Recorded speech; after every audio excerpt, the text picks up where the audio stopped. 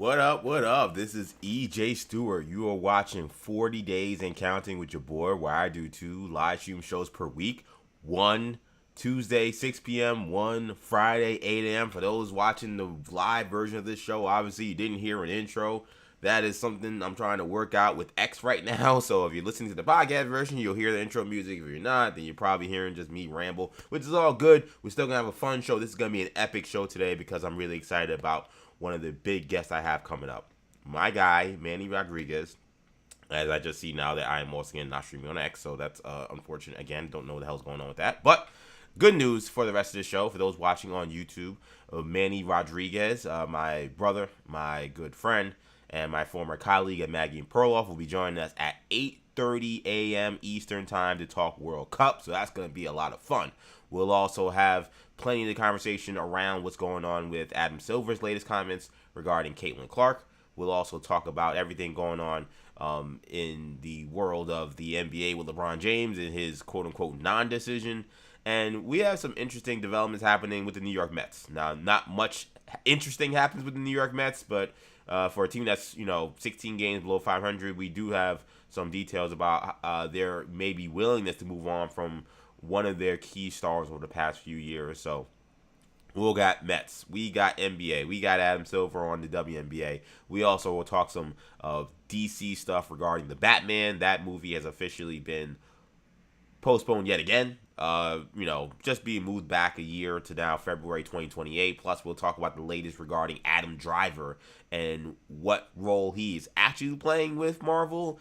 There's been a lot of rumors that he's linked to future projects related to the X-Men. We heard the initial rumors that he was going to be linked to playing Magneto. Now we're hearing different things, so we'll get you guys the latest update on that because we talked about that on the last episode. So 40 days and counting. This is going to be an awesome show. Streaming live multiple spots, including streaming live on YouTube. New Generation Media is where you'll find us on YouTube. We're also streaming live on not on X anymore, unfortunately, because we're not streaming on X right now. But good news is we are streaming live on Instagram. So shout out to the folks watching me on Instagram live. Again, you can follow me there.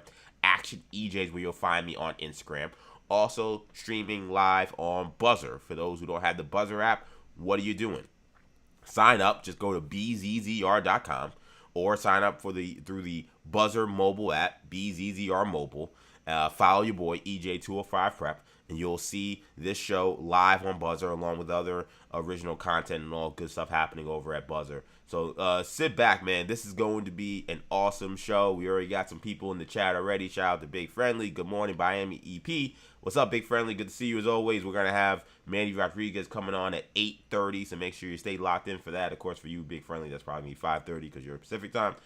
We got also Fritz Alcindor Jr. in the chat. Salute to you, Fritz. Thanks for checking out the show. Again, if you guys want to engage in the show, you guys want to talk about anything I'm talking about, you guys want to give your opinion on what's going on this show, or what's not going on this show, you want to just jump in and talk about anything regarding sports, pop culture, or anything, hit me up. Jump in the Twitter, the Instagram chat. Jump into the YouTube chat. I see all the comments that come through. And while you're there, also do me another favor. If you can like this video, that would also do a ton. Whether you're liking it on YouTube, whether you're liking it on Instagram, whether you're liking it on Buzzer, any of those opportunities for you to like, comment, engage in the show. Again, all support is appreciated. Again, apologies for the X stuff. I do not know what's going on with X. I've been streaming on X for months and months now, and X has decided to get rid of your boy. I got to maybe put a call into Elon because Elon ain't rocking me right now. What am I going to say? But the show must go on. We're going to have a fun show regardless. 40 Days and Counting, your boy EJ Stewart. And let's begin talking about the World Cup. So the final is set.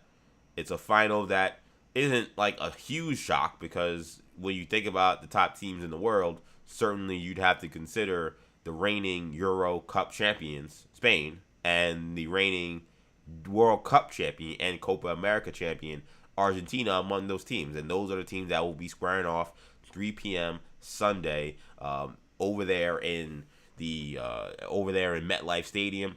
So it should be an incredible atmosphere.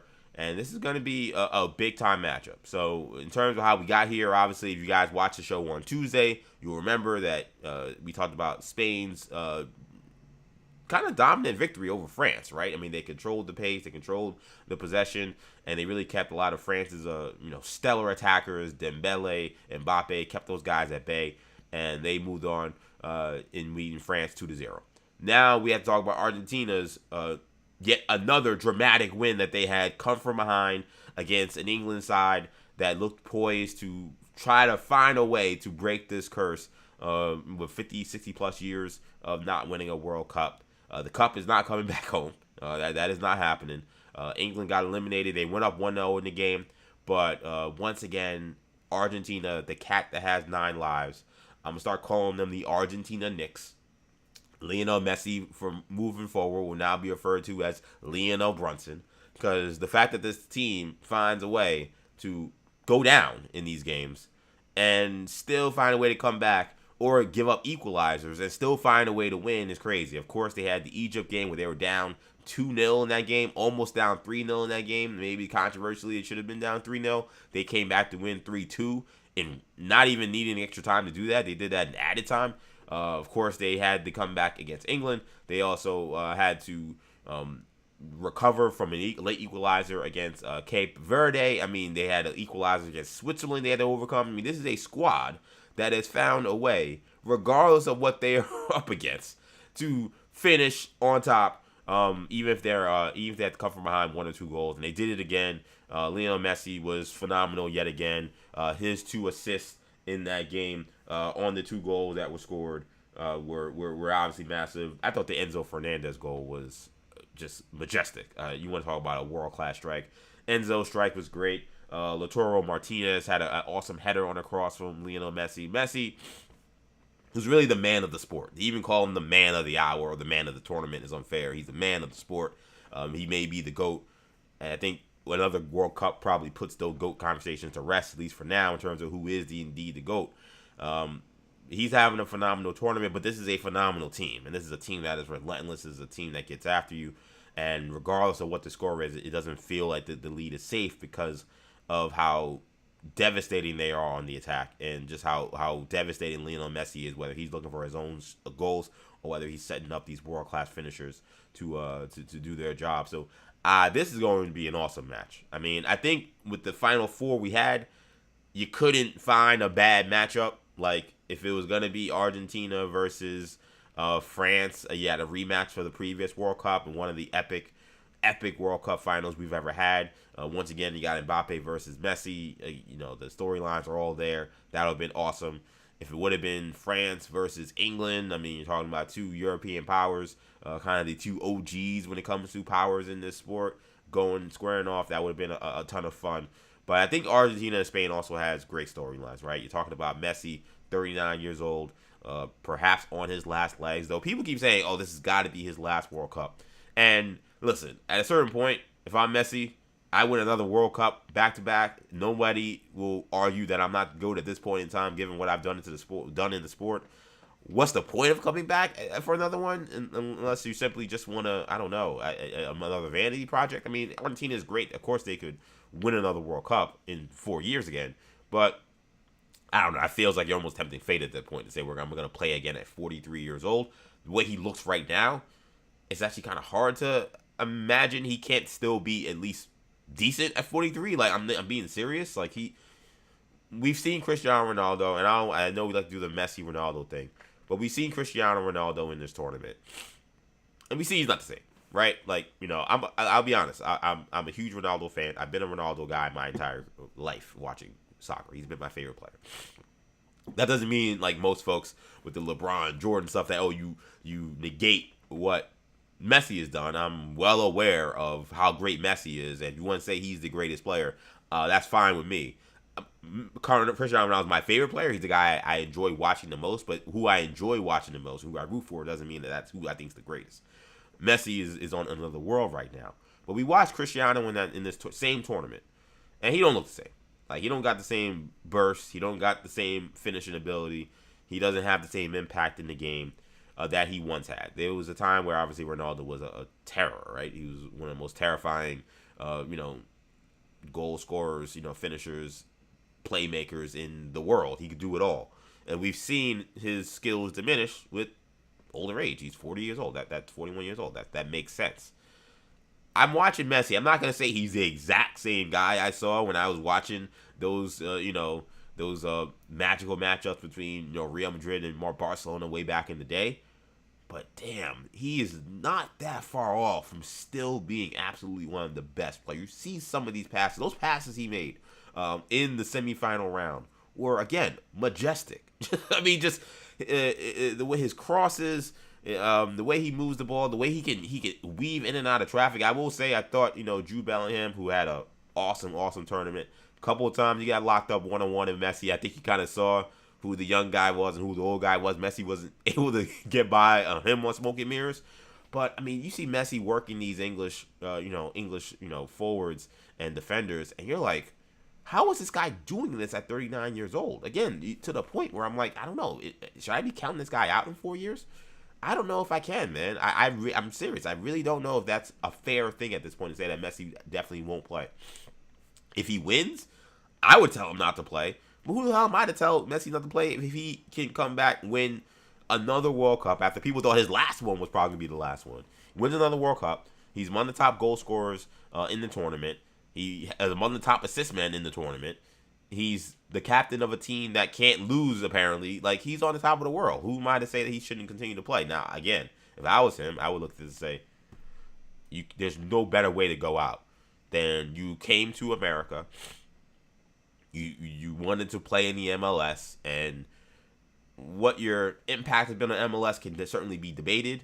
But what we cannot be debated was you've come in and you've been a star. You've been one of the best players. You've certainly brought energy and life to the city of Miami with what you've done in Miami. And again, maybe that we can question whether that has been a world, country-wide love affair with MLS. But certainly in Miami, you've certainly become one of the big stars there, and you've made soccer relevant there. Soccer was always going to be relevant because of just the culture, but you know what I mean. Soccer on the MLS professional level, you made it super relevant, and then now in your new home country, the World Cup comes to your country that you play in, and then you win a title at 39 years old. That is absolutely right off into the sunset kind of stuff. I would never touch a soccer ball again. I wouldn't play in the MLS. I'm sorry to MLS fans. I wouldn't play in the MLS. I wouldn't play for I wouldn't play for Argentina again. I wouldn't play overseas. I'd be like, yo, I'm done. There's nothing you can say that could be done in the sport that I have not done. I brought championships to American soccer. I've now won the World Cup in America. I've won multiple World Cups. I've won multiple Copa Americas. I was a superstar for Barcelona. What I've won Player of the Year. What more can I do? I don't think there's anything more he can do at this point. So if you're Messi, I don't know why you don't ride off into the sunset if you win this joint.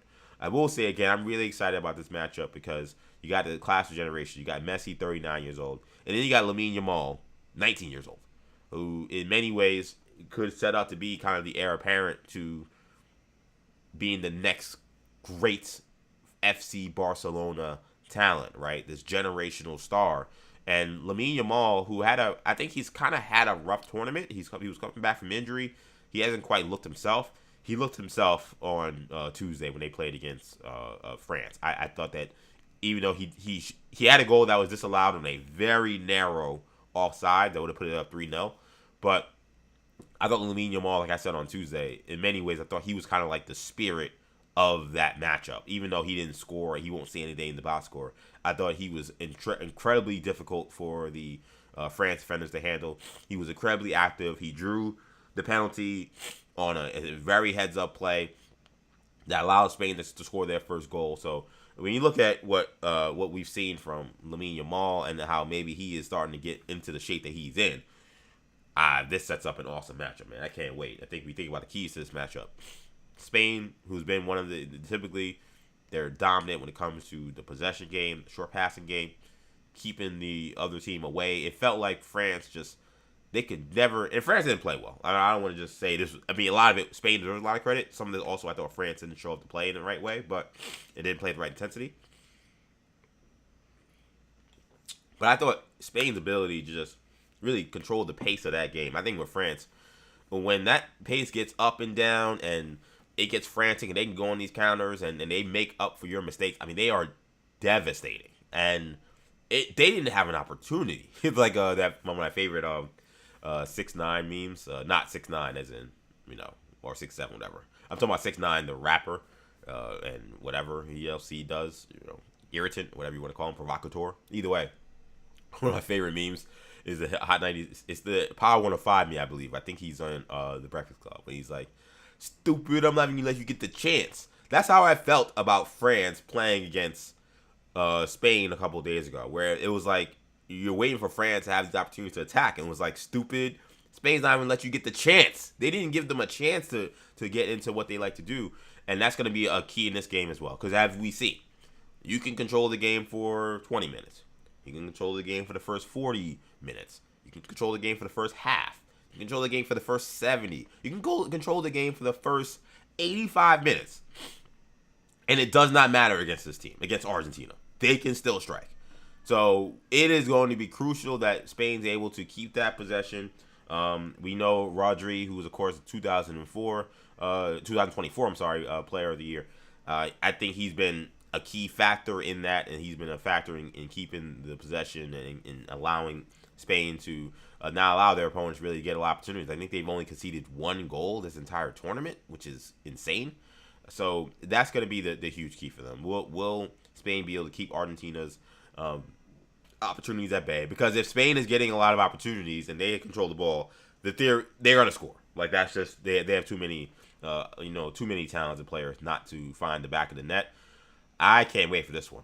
I can't wait for this one again. If I had to lean somewhere, it just feels like I'm going to lean Spain, because this feels like, as much as Argentina would scare the hell out of me betting against them, and would scare the hell out of me if I was rooting against them, it just feels like they've had too many, I think, long stretches where they're unable to score. I think their back line has been a little questionable, to say the least, right? They've given up goals. They've had to come back in a lot of these games. And I don't want to say they're playing with their food, because I just think this is the kind of team they are. It just feels like they've tested fate a ton, and I'm not quite sure if it would be right to suggest that against a team like Spain, they could test fate again. Now, they played England and they won. So, I mean, at this point, maybe they can do this against anybody. But I do come into this matchup wondering if it is fair to think that they could play that kind of way against Spain and come away with a W. So I'm picking Spain right now. I don't feel great about it because I'm going against the GOAT, and I'm going up against perhaps a destiny and a team of fate right now with the way Argentina has been playing. But enough about me, jabbering about soccer/football, because I am a casual. It's time for me to get a non-casual into the show. I told you he'd be joining us at 8:30. He's here promptly at 8:30. So let's bring up my good friend and my guy, Manny Rodriguez formerly of Maggie and Perloff, joining me live here. Manny, can you hear me, buddy? Loud and clear, man. How are you? What's up, man? Good to have you on the show. It's been a while, and I know a lot of these folks are excited to see you back here on 40 Days and Counting. We're going to talk some World Cup here, and boy, by the way, that's a hell of a stash you got going there. I just saw you a month ago, and I haven't done anything to it. I haven't done anything to it since your wedding. I haven't trimmed it. I haven't done anything to it. I just kind of shaved it on the sides. I need to go to the barber ASAP, man. I thought you were trying to do Austin Wells, maybe to get him out of the slump. I didn't know what was going on with that, but that's that guy stinks, man. The Yankees stink. Baseball stinks in this town. Listen. The baseball is bad, definitely on my side with the Metsies. I'm gonna talk about them in a little bit, but Yankees went on a little streak going into the All-Star break, so you gotta feel a little better about them, no? Yeah, woohoo! Oh man, good to have my guy Manny back here on the show. Now, I want to ask you about the World Cup. First of all, apologies and sorry to your Mexican squad. I know they were unable to beat the Three Lions, but Three Lions got eliminated, so I guess maybe you feel a little better about that. How'd you feel about how Mexico did in this tournament, getting to the round of 16? I was so down on the Mexicans, particularly after the showing in 2022 when they were ousted in the group stage. So I was particularly down on them going into this World Cup, and I did not see anything really that was on the roster that was going to excite me. And then the tournament started, and then you see Julian Quiñones score the first goal of the tournament, and the absolute explosion that you got out of Estadio Azteca, or Mexico City Stadium. And then, the emergence of Gilberto Morita as well, the 17-year-old who plays Yep. for Liga MX club Tijuana. His emergence was really eye-opening and was really something during the tournament that Mexicans could latch onto. And of course, I didn't think of it as much then, but I mean, I guess the power of having Uncle Memo still with the team, I think Yeah. also did a lot of wonders for the team. So I mean, and again, they soared. They were absolutely amazing in the group stage and in the round of 32 as well. They didn't give up a goal. Yeah. They were amazing. They won all of their games. They picked up the 12 possible points in their first 4 games. So I mean, it was absolutely amazing. I couldn't be prouder of the Mexican team. Yeah, I mentioned my guy Memo Ochoa, one of the all time greats from Mexican soccer, Mexican football as a goalie. He put on one of the better goalie performances I've seen in the World Cup, way back in the day. But you talk about Yeah, yeah, and Mexico. also Yeah, and go also ahead. the passing of the torch, real quick, for the passing Yeah, of the torch from Memo to Talarangel in net for Mexico. I mean, Mexico might have a goalkeeper for another 1, 2 World Cups, and he plays for yeah. my favorite Mexican team. I was impressed, man. I was impressed with Mexico. I thought even the matchup they had against England, that was a game that They played him well. could have gotten out of hand, and they fought and they gave the Three Lions everything that they wanted. I agree. And I will say this: Mexico may not have won the World Cup, but when it comes to who had the most aura, I feel like Yeah, Mexico would have won that title because, again, you talk about those atmospheres and the games that they played. They secured those home games in the knockout round as well. It was yeah. bonkers. The Azteca Stadium matchup against England. I was like, this is like a movie. This is It crazy. was And electric. what the fans did, what the players did. Like, again, I think you guys got a lot to be proud of. Manny Rodriguez here joining me to talk about the World Cup. We got a huge World Cup final coming up between Argentina and Spain. Are you surprised that these are the two teams left standing after this month-long tournament at this point? No, no, not at all. Actually, in the years leading up to this World Cup, to this edition of the World Cup, you got to remember, in the last edition of the Euros in 2024 in Germany, Spanish won it. They beat the English. And they were led by a 16, 17-year-old Lamine Yamal then. So I mean, to see him at that stage do what he was able to do for Spain really wasn't a surprise to me at all. I saw them play in the Euros, and I thought, wow, I think Spain might win the 2026 FIFA World Cup. And if not, maybe I'm a year early. Maybe they'll win it in 2030. So no, as from about 2 years ago, I was able to see what this young Spanish team was building. And then on the other side, I mean, you just can't count out Lionel Messi. Mm. This is what he does. This is what he's done, for over the course of his 20-year plus career. Um, he just, no matter what team he's on, doesn't matter if he's on Barcelona or PSG or Inter Miami, he'll do whatever he can, or with the Argentina kid on, he'll do whatever he can to try to pull that team out of the rubble. When there's not in the 87th minute and you're down 2-0, he's going to do everything in his mighty power, and his tiny mighty power, to try to lead you to the 90th minute, to the 93rd minute, up 3-2. This is what he does. And this being one of the last times that we will see Lionel Messi put on the albiceleste jersey, you just feel like, that Superman power that he has shown over the course of his long, illustrious career, would show up again, and it has. So no, I'm not at all surprised that this is the final. I'm glad you put the context in just how great Messi has been for his entire career and how great he has been in this tournament. I mentioned, like, to call him the man of the tournament almost feels not doing him justice. To even call him, he's the man of the sport. Like, he's the man of the sport.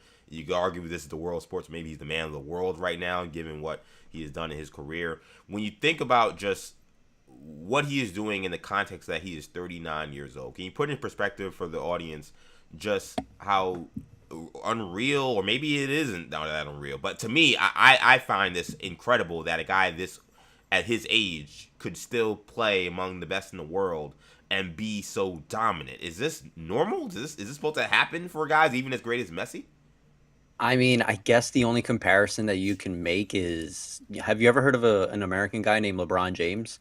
That's the Yeah. closest thing that I can think of. That's the closest thing that I can think about it. LeBron's still what, 41, 42 years old, still putting up Yep. 20 points a game. I mean, he's not dominating the sport. He's not putting up 35 anymore, 34, but, he's still impacting the game. And that's what Lionel Messi is also doing at this old age, at this advanced age, at 39 years old. I mean, the way that he's moving out there when he puts on the Argentina jersey, it almost feel like he'll go out there in 2030 for the next World Cup. I highly doubt that will happen. But I mean, it's just rarefied air. We're really living in an era in which we're watching three of the greatest athletes ever. LeBron James continues to do what he does at a high level at 40 plus. Lionel Messi is approaching 40 years and continues to score goals at a high level. And although he kind of disappointed at this tournament, you still can't discount what Cristiano Ronaldo is doing at his advanced age playing soccer. I mean, it's just, I guess those are really the only. It's unprecedented, dude, because again, I mean, can you name the time where three previous great players kind of stayed on that same plateau, perhaps dipped ever so slightly, but kind of still stayed on that same plateau? Um, can you think of three athletes from the same generation that's doing that? It's unprecedented. I can literally only think of LeBron James and Cristiano Ronaldo to compare it to, and Yeah. those guys are still playing.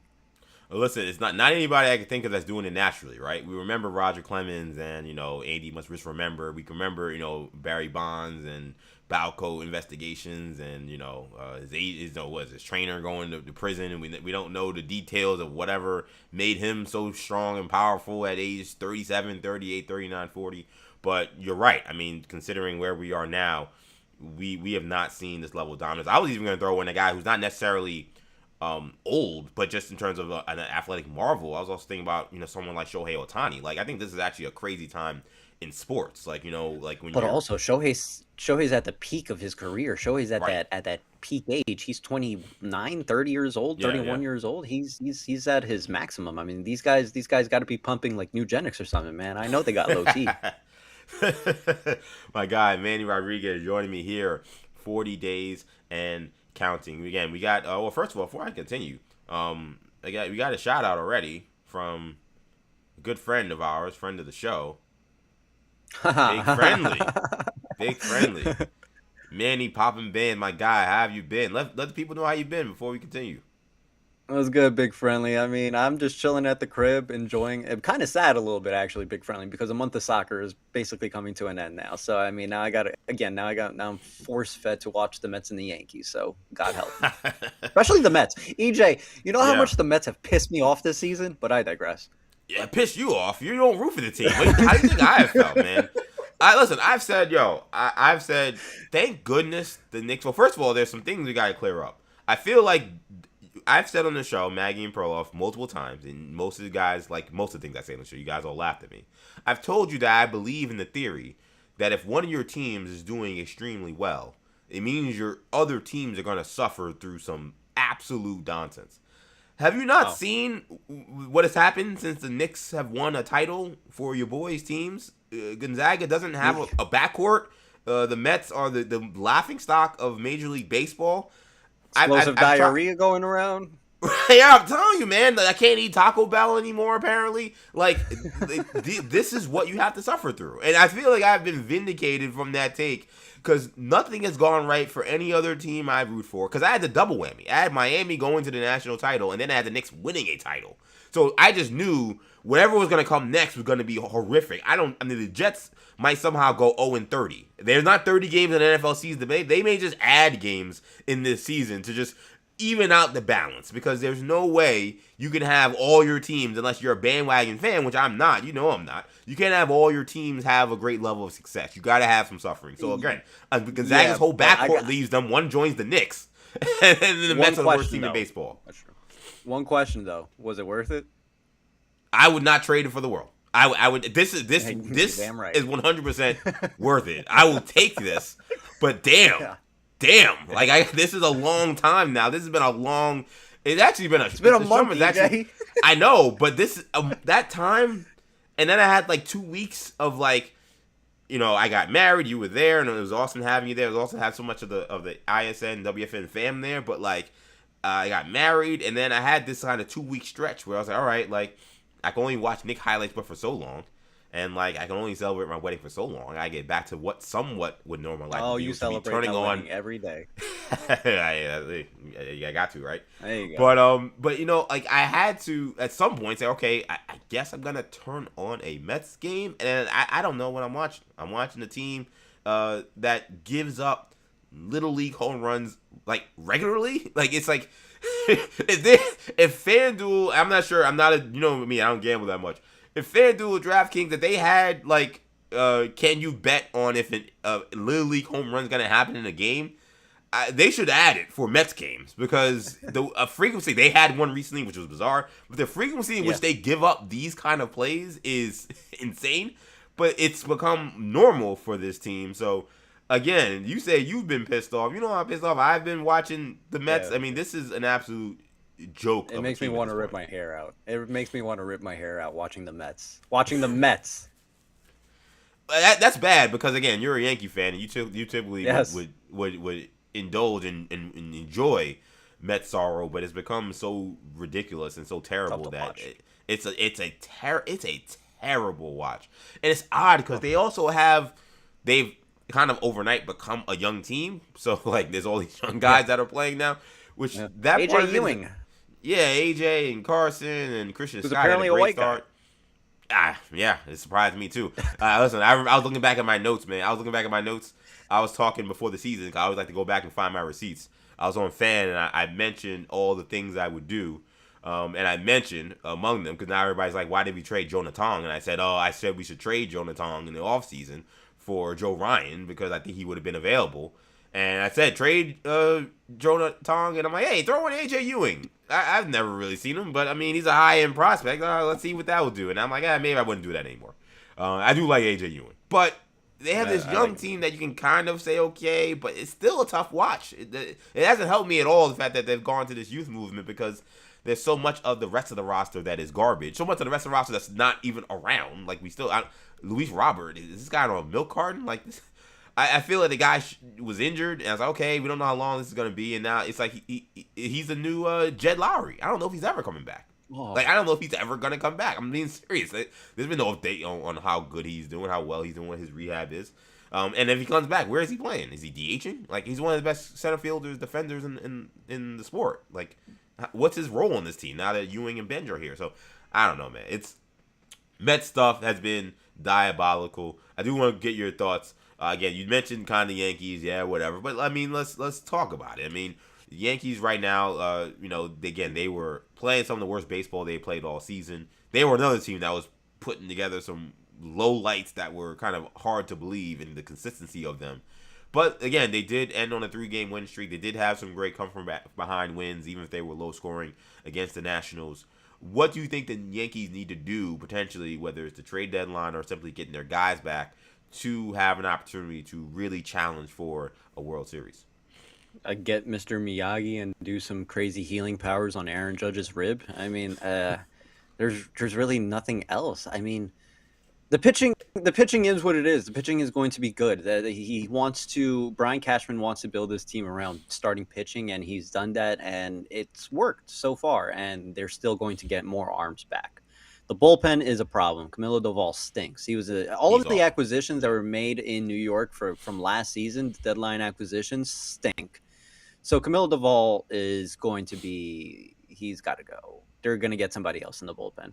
And also, I mean, dude, you and I have 7 less home runs than, the Yankee catching position combined. Gosh. So, I mean, the offensive production that you're getting out of catcher as well is something that is actually disturbing.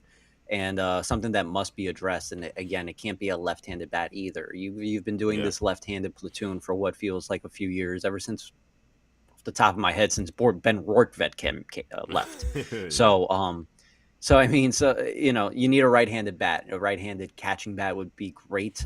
Power bat, contact bat. I mean, it really doesn't matter. The Yankees just can't hit right now, and the fact that you're missing out on a guy who hits easily, and I'm being mean to him, a guy who easily hits 290, uh, Yeah. who might strike out a lot, but he does give you 50 home runs in that same season as well. You're missing that guy. You go Giancarlo Stanton, apparently got injured again. He has a Yeah. brand new injury that he got while he was already injured. So I mean, it's just not good. We just got to wait until that contract comes to an end. It doesn't look good for the immediate future for the Yankees, in my opinion. I mean, the only solace that I take is the fact that the American League is absolutely awful, and Mm. that's the only path that they have to the World Series. That's the path that I see them. That's their ceiling, for them to get to the World Series, to win the American League, just because the American League is so butt. But I mean, once they get to the World Series, if they do, what are they going to do against a team? They might lose in 3 games. Who knows? Pessimistic fan Manny Rodriguez joining 40 days and counting, talking Yanks, talking Get World rid of the Cup. prospects, EJ. Get rid of the position prospects, because I mean, how many of these position prospects have worked out for Brian Cashman? I'll give him credit when it comes to the pitching prospects. Yeah. He's been able to find, the Cam Schlitlers and the Will Warrens and the Clark Schmidts. But Outside of Ben Rice, and then Judge, was just kind of funny to talk about Judge as a I prospect. I mean, mean, that's like yeah, 15 I years mean, ago. okay, but But those are the guys, Air, basically. exactly. Anthony Volpe, he was supposed to be this big thing. Austin Wells was supposed to be this big thing. Clint Frazier was supposed to be this Yeah. big thing. Miguel Andujar was supposed to be this big thing. I could go on and on and You on say about Greg the Bird? Yankee position prospects. Oh God. Sorry, I didn't want to stick the knife in a little more, but I'm just saying you're right. Ugh. It's a long list. And then you've had guys who have actually, Sanchez and Torres, guys who had some success and then fell off a cliff, right? So that's Yeah. been the problem with the Yankees for a while now. I've been saying the same thing. Like, I've been saying at a certain point, there was a lot of like romanticism about the core four and how the Yankees built their last dynasty that I think maybe pushed the Yankees too far in another direction, where so many fans were like, "Oh, the problem is we're not building through the farm. We gotta build through the farm." And the reality is, though, the core four was buoyed by moves that they made, trading prospects for guys like Scott Brocious and guys like Paul O'Neill, and like they added to that squad by bringing in high price free agents or trades. Like, that's how they Hmm. did it with those teams, and that's why Hmm. those teams won. So I agree. I think they definitely have to not be so they can't be hugging their prospects and their homegrown players the way they have, because Change they're that not coming up scouting to the major. department, man. They're coming up to the major leagues. They're not producing. They're not producing at all. Manny Rodriguez joining me here on 40 Days and Counting. I did want to ask you again about the World Cup. This Spanish side. This is a squad. I think a lot of folks, because of Messi, I think because of what they've seen now from Argentina, the Copa champions. You got the reigning World Cup champions. So I think they've become familiar with definitely with Argentina. But with Spain, you mentioned Lamine Yamal, and I mentioned Rodri earlier in the show. Just talk about what they do well and what kind of challenges they present to a team like Argentina in this matchup. I mean, it feels like sometimes when you watch them, you kind of get shades of the way that they move around and pass the ball. You get shades of the 2010 World Cup team Yeah, for the Spanish that won it all in South Africa. It's Iniesta almost and David Iniesta Villa and and Xavi and Yazavi. David Yeah, Villa. Yeah. I mean, it was almost like death by a thousand cuts with that team because of the way that they share the ball and just move the ball so effortlessly. Um, I mean, they just wear you down, and they make you stand on your heels for a long time, and they just kind of wait it out until you make that mistake, and they exploit that on that mistake.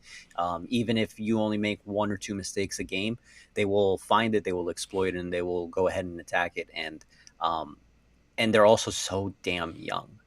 I mm, mean, the star winger, Lamine Yamal, just turned, what, 18, 19 years old? yeah, I mean, you 19. got guys on the bench. You got guys on the bench on this Spanish team that are still waiting their turn, who are, you know, stars for Barcelona right now in Pedri and Gavi and a bunch of players in the midfield. It's just, and also, I mean, Marc Cucurella as well. I mean, the way that he has played here in this World Cup, he's just left Chelsea to go to Real Madrid to go home. So, he has put together a sensational tournament as well. They're just such a complete team, such a complete team. And again, they're rather young. Cucurella has another World Cup in him. Lamine has another 5 in him. Yep. Pedri and Gavi have probably another 4 to 5 in them as well. So I mean, get used to the Spanish team the same way that you guys got used to watching Kylian Mbappe and got familiar with the French team. That French team medaled in 2 straight World Cups, and they're looking for a third medal here in the third place game that comes up tomorrow from Miami. So the way that you got familiar with that French team, get familiar with the Spanish team, because these dudes are here to stay. They won the Euros. They might win the World Cup this year, and if they don't win it this year, book it now, EJ. 2030, Morocco, Portugal, Spain as your Mm. champions. Manny Rodriguez joining me here. You gotta give me a pick, man. Who you picking in the final between Argentina and Spain here? Oh, this is Hat not. falls off. Even the thought of making a pick here has sent Yeah. Manny into disarray. You knew I had to ask you for a pick here. Yeah. Oh man. I think I'm a believer in that you need to have the growing pains. Mm, Um, Kind of like how the Spurs, I felt like they needed to go through this heartbreaking loss to the Knicks in the NBA Finals for them to grow. I think for the Spanish to become the real demons that I know that they can be, maybe they do have to experience some heartbreak. mm. I just can't count out Lionel Messi at this age. I just can't count him out. And some might say, yeah, especially with FIFA, trying to help them out a little Well, bit. listen, the whistle they've had in this tournament has been generational. That's all, that's all I'm gonna say. It's been crazy. So with a little bit of we'll sprinkle some of that as some garnish as well onto the story of the Argentine. But I mean, I'm probably gonna have to go with Argentina because again, I just can't count Lionel Messi out, and this is going to be one of the last times that he wears that badge on his chest. So I think that he's going to try to go out with a bang. Man, I gotta ask you before you get out of here, man. Of course, you mentioned the Knicks championship. How did you celebrate? How have you been since the Knicks have won? What have you thought about the offseason? I mean, people who listened to the Maggie and Perloff show, they knew that both the guys behind the glass were diehard Knicks fans. But I think the way in which your mood was altered on the show, given however the Knicks were playing, I think was pretty prevalent for anybody that listened or watched. Just talk See my about. eyes welling up, I bro. see it. I know. This I is what didn't think I would have. happens, man. I didn't think that I No, had that man. reaction from you. But I wanted to It's talk to you just about just it, like I what has been like to be a champion this is literally what happens when I think of OG's tip-in, man. I just literally start to well up. I just literally just started thinking about it. That's what happens now. It was my birthday, EJ. Game 5 was on my birthday, so my family. I was with my cousins.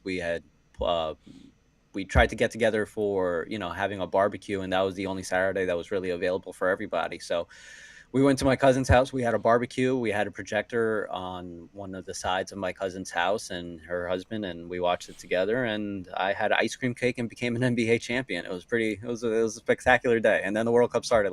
The World Cup had started 2 days or a week later. So it was awesome, and it's an incredible high. And I don't care that the Yankees might stink. I don't care if the Giants win 2 games next year. The Knicks are NBA champions, and that's all I care about. How you feel about the chances for a repeat? Because I know a lot of Knicks fans, as much as they're excited about this one, excited is probably even not even putting it into words. We haven't had a repeat champion in what 8 years. Like, can the Knicks break that streak? You feel like I made the case. I think that they can. How do you feel about where they are in the offseason, how the league has shook up in the last few weeks? Well, I mean, the way that the league has shaken up is definitely is definitely the biggest hurdle for them to climb, especially, right down 95. I think all of a sudden the 76ers are going to be one of the best teams in the NBA. We'll see if Joel Embiid does finally realize that he's not the guy that the ball should go through every single play. Mm. If they come to that realization, I think they could be scary. Boston got worse, so we'll try to There's scratch that. them off the Yeah, list. that's good. I'll take that. Yes, they got worse, but I mean, uh, the loss of Mitchell Robinson just absolutely still it breaks my heart. Because he provides to you, the rebounds, the key rebounds at the right spots, the offensive rebounds as well, that feel so instrumental, even though, it might be game 34 in the, Mm. third quarter with 6 minutes left. He'll grab an offensive rebound and you're like, that's exactly what we need right now because we're down, 4 points. That offensive rebound when Yep. we had a good offensive possession, a good looking offensive possession that just the ball just didn't go in. Mitchell Robinson is there. So we'll see if Andre Drummond can go ahead and replace that. And, hopefully he's able to make a couple more free throws. But I mean, I'm with team run it back here. But again, the loss of Mitchell Robinson does hurt. Hopefully, Andre Drummond is able to provide some kind of relief in that hole that Mitch has left. I I like your agree, chances man. there. I agree, man. I think that Mitchell Robinson aspect is underrated because as much as we talk about his defensive impact, which is massive, he makes the Knicks a much better offensive team. And a lot of people don't understand that because they think, well, he's a terrible free throw shooter. He can't score outside of lobs or alley oops. It's like, but his offensive rebounding is the reason why the Knicks have all the offensive metrics that are inflated because of they get so many possessions. If you add more possessions, field goal percentage goes up on those possessions, and Mitchell Robinson's a big part of that, not including all the tip-ins he has himself, right? So I agree. Correct. I think as much as we talk about Mitch's defense, his offensive impact is actually something going to be very interesting to follow him. I agree. I hope Andre Drummond is able to make up for some of that loss you'll have with Mitch. He is also one of the best offensive rebounders in the NBA. Manny, we got a question here from Big Friendly asking, first off, how is the nephew? How's the nephew going? How's he doing? He's adorable. He's adorable. He's the best. He's got bottom two teeth kicking in now. There you go. Um, he's just waddling around, and he's just the best. He's absolutely adorable. Look at him. So I mean, yeah, Teddy's the best. I love him so much. El So Nino yeah, Teddy. Neff is awesome. It's so awesome being an uncle. That's amazing, man. Also, Big Friendly saying as well. He said, let me add this here if I can do this right. Let's see. I clicked it. Oh, here we go. He said, I'm bringing you on as a guest on my show. We're starting back in August. EJ is going to be a guest. Yes, I have agreed to come on Big Friendly show. Big Friendly will be on 40 Days and Counting as well as we get through August. We get to training camp. He's going to be at Rams camp. That's going to be exciting. I'm very excited to talk to Big Friendly. But he wants to have you on the show. Are you going to make the Yeah, commitment like I I'm have? game. Yeah, yeah, I'm game. Let's do it, Big Friendly. Let me know. Hit me up on Instagram, bro. Exactly. We talked about older athletes. We had Fritz Alcindor mentioning Ricky Henderson, one of the other old marvels, old athletes who also Yeah, performed really well deep into his older age. Ricky was a yeah. lot though. That's a I good remember pull. Ricky at 40 years old. The Mets he was playing well, but there were a lot of issues, as there typically were with Ricky Henderson, Yeah, but once you put on the particularly Mets, with the Mets. and also when you put on a Mets uniform. Yeah, that's very true. That is very true. But I think Ricky Henderson, Bobby Valentine, not necessarily the greatest marriage of personalities. You can guess how that went. But yeah, shout out to Fritz. Very good pull there. Manny, this has been an absolute blast, man. Thank you so much for joining me. Real quick before you go, let the people know where they can find you. Yeah, you can find me on Twitter at eRodriguezRadio. You can find me or on X, and you can find me on Instagram at e_rod_24.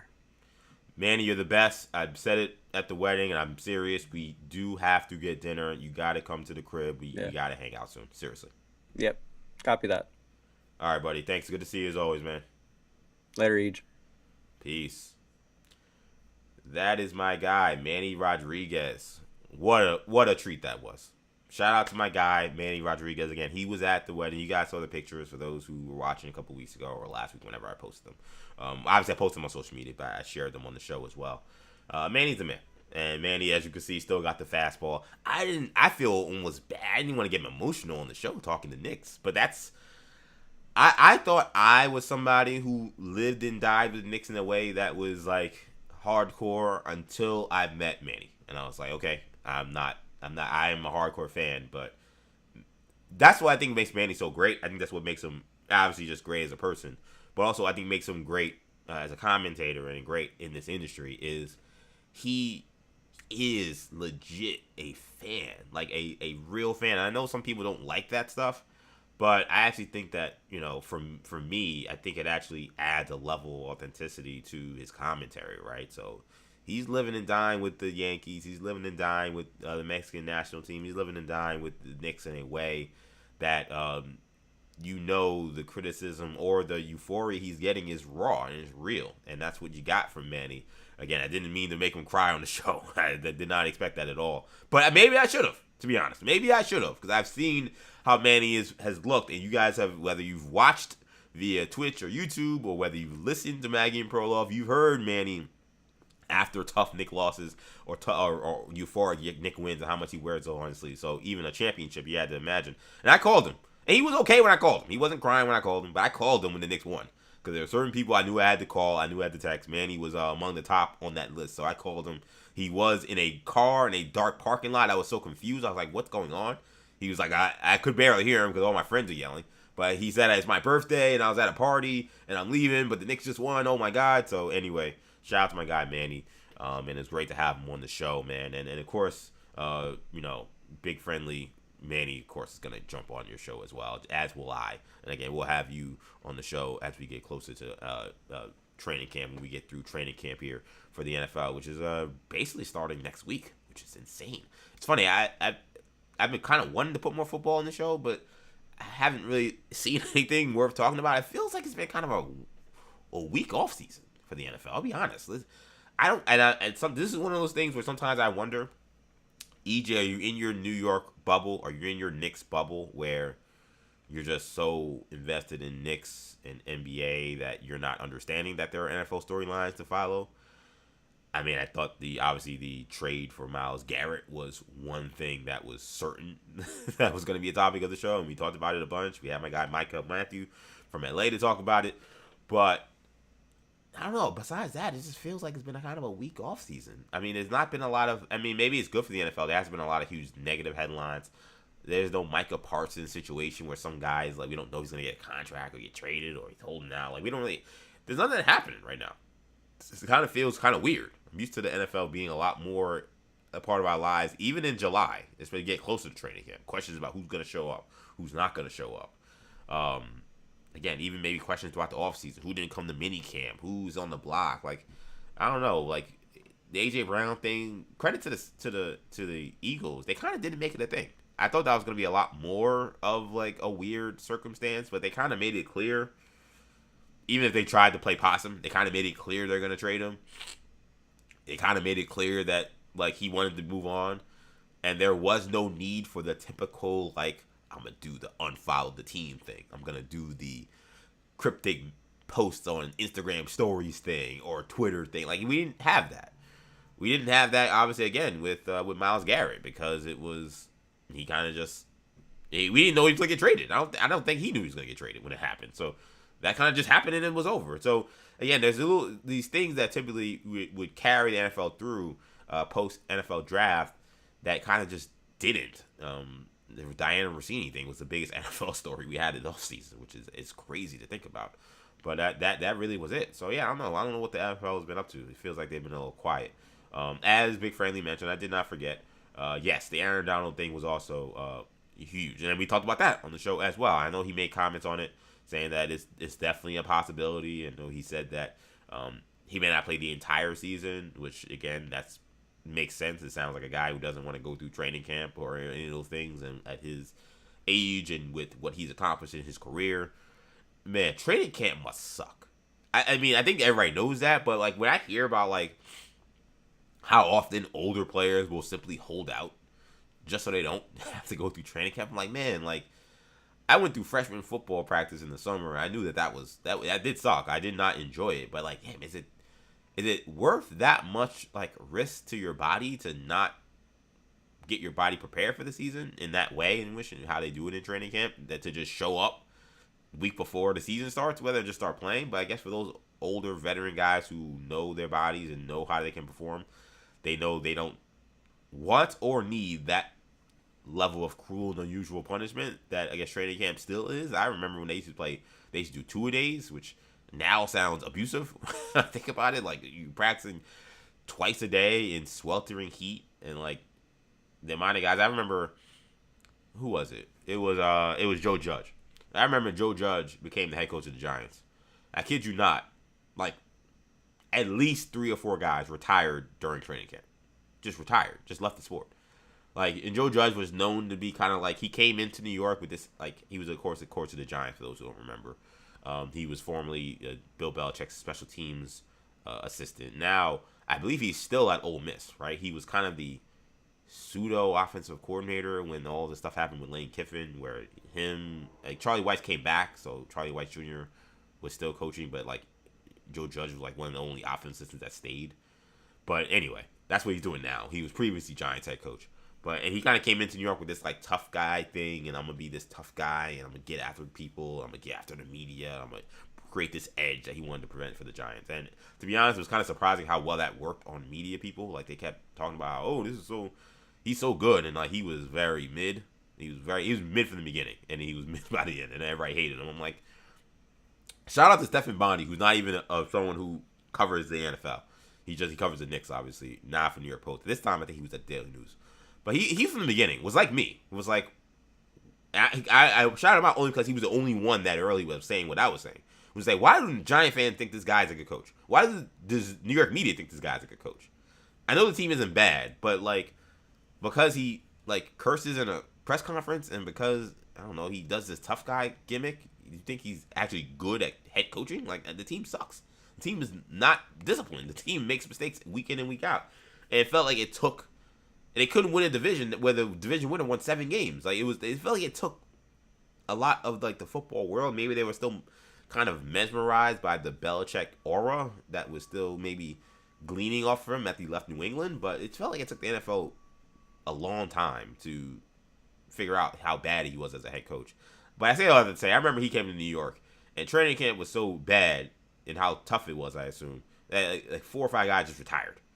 I think Calvin Benjamin was one of them. You remember he was a first-round wide receiver who kind of, I won't say that. I won't be unkind. He had some weight issues and he was not able to kind of stay in shape. They reverted to the tight end at a certain point in time. But the Giants supposed to be his last ride, his kind of last opportunity. And there was actually hope that he would actually be a piece for the Giants. And he just retired. He went through like 3 or 4 practices. Like, I'm done. I'm not doing this anymore. And he wasn't alone. Again, there were like 4 guys that retired during that training camp. So I say all that to say, training camp must be awful. I've never, obviously, gone through an NFL training camp. Duh. I've never been to one either. I gotta change that. I gotta hit up Maggie because Maggie, of course, Maggie Gray, formerly Maggie and Perloff Show, now SNY contributor, Baseball Tonight in New York. She goes to training camp all the time, and I know she got, obviously the press credential and stuff. I gotta figure out what that process is. I gotta find my way to get to Jet Camp and see if it is as bad as people say it is. Because everybody says how much the players say how much it's bad for them. I wonder how bad it is for if you just attend as well. Big Friendly says Aaron Donald was at training camp. Training camp didn't happen. How you gonna say he was at training camp and training camp hasn't started yet? Big Friendly, what's going on? You say what happened to me? What's happening to you? Am I tripping? I don't know what's going on. I guess I can look this up real quick. Well, actually, I can look up on my computer because now Manny's gone. Aaron Donald. I saw the headline that he was. Again, training camp hasn't started. Big Friendly. Training camp starts on the 27th. So yeah, it hasn't started yet. So we're not there yet. This is according to this is last night, that's yesterday rather. Ian Rappaport says that it's a real possibility that he returns to the NFL, but he is still split on his decision. So no, he has not been training camp again hasn't started, so he can't be out there yet. So again, maybe you're seeing some old clips, Big Friendly. I don't want you to get confused. If Donald indeed plays again, Rappaport provided a little more detail on how that would likely work. Essentially, we shouldn't expect the 35-year-old to play his whole every down role or even the full season. There's no real deadline. I don't believe, based on what I know, that Aaron Donald is going to be showing up for training camp for the Rams. If he does show up, it will be probably toward the end of training camp. Could it be into the season because he's not going to play for these 60 days on the defense? He'll be more of a spot guy. But yes, Aaron Donald does seem to be exploring a possibility. Yeah, I know it wasn't tripping, Big Friendly. Yeah, he's not there yet. And if he shows up, then, Ian Rappaport saying that it won't be till later into the process. Because I mean that's just how. And I'm not trying to rag and be friendly, but that's every old guy. Again, if you can find a way to not do training camp, all old guys avoid it. It's just I've seen this. Trent Williams has been doing this weird game where he's like, I need more money and like I might retire and the 49ers better take care of me, and he like huffs and puffs, and it's all a ruse for him not to do training camp. Because like they say we're not paying you whatever you're asking for. Then eventually they get to like the last week and he's all right, I'll take this, and they say okay, come back, and then he's back, and it's like nothing happened. He's done this like literally like 2 or 3 years in a row. They're covered in the Maggie Perloff, so that's how I know. So like, and he's not alone. Again, this is something that everybody does. So anyway, I say all that to say, the training camp hasn't not started yet. Aaron Donald, if he does return, will be there at some point. But as Ian Rappaport says, it is unlikely he will be there to start training camp because he's a crazy person, but he's not that crazy. He's not that crazy. If you have leverage to avoid practicing in what's going to be in Southern California, wherever they do training camp, 90+ degree heat, and getting beat up on by other, second round or second string guys trying to make the team, that would be smart for him. So that's why I don't think you'll see a lot of Aaron Donald at training camp. But I could be wrong. We'll see what ends up happening. Let's keep the show moving though, man. And again, shout out to my guy Manny Rodriguez for joining the show. That was, I think, a real treat, and that was super fun for me to talk to my guy Manny again. We talked a little bit about the Mets when Manny was here. We gotta talk about them some more because there's been some new reporting about the future of one of their big stars. So it appears, according to SNY's Chelsea Janes, that Francisco Lindor is being made available by the Mets for teams that are shopping ahead of this year's trade deadline. Now, Chelsea Janes reporting that the Mets are open to the idea of moving on from the high-priced shortstop, listing that only these players on the Mets are reportedly untouchable. Juan Soto, Carson Bench, Nolan McLean, Christian Scott, who again had a really great start last night, and AJ Ewing, who we just talked about. Those are the players the Mets are not engaging in with trade talks. Anyone else on the roster, you can call about, which means Francisco Lindor is somebody you can call about. Now, the question you may ask is how likely is a Francisco Lindor trade at this point in time? If you ask Jim Duquette, he says maybe not that likely because Jim Duquette, who also does work not only for SNY but also MLB Network, he said at least two teams who are buyers who in theory may be interested in someone like Lindor say making a trade for Lindor is difficult. They say number one, he has a limited no trade clause, which complicates things. Number two, he has a massive contract, and number three, he has not played well this year. So, considering what the asking price is going to be, which is going to be very high for the Mets, this is a guy who is essentially the face of their franchise. He's been an MVP caliber player. He is a massive star. Given the contract where you're going to have to pay probably a lion's share, you would think, of what is now going to be 5 years and $160 million left after this year. So he's got plenty of time still left on this current contract he is on. And then you don't know what production you're getting. He is somebody that is, only hitting 210 this year. Only has 5 home runs. He's played in 41 games, and he's just not looked like himself.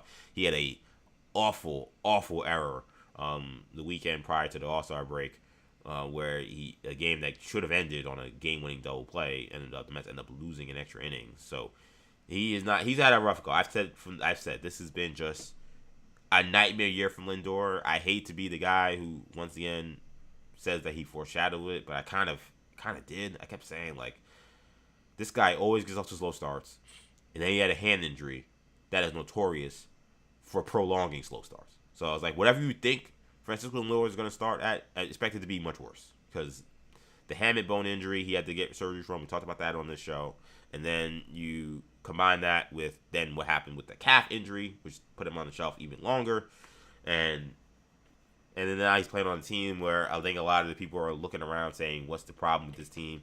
And because a lot of the other stalwarts are gone, he's kind of the last stalwart left. So now everybody's looking at him saying, maybe you're part of this problem. So this has been just, again, an absolute nightmare year for Francisco Lindor. With that being said, I think trading him would be silly. And I would not do it, and here's why. We just came from an offseason where this president, this baseball executive in David Stearns, thought that it was smart to move on from long-standing franchise stalwarts to build a team in his image. We've now seen what he did with the opportunity to move on from the likes of Brandon Nimmo, Pete Alonso, Edwin Diaz, and Jeff McNeil. He has built a team that is abysmal. A squad that is unwatchable, a squad that doesn't play together, a squad that plays with no sense of urgency, and quite frankly doesn't have all that much skill. They're terrible defensively.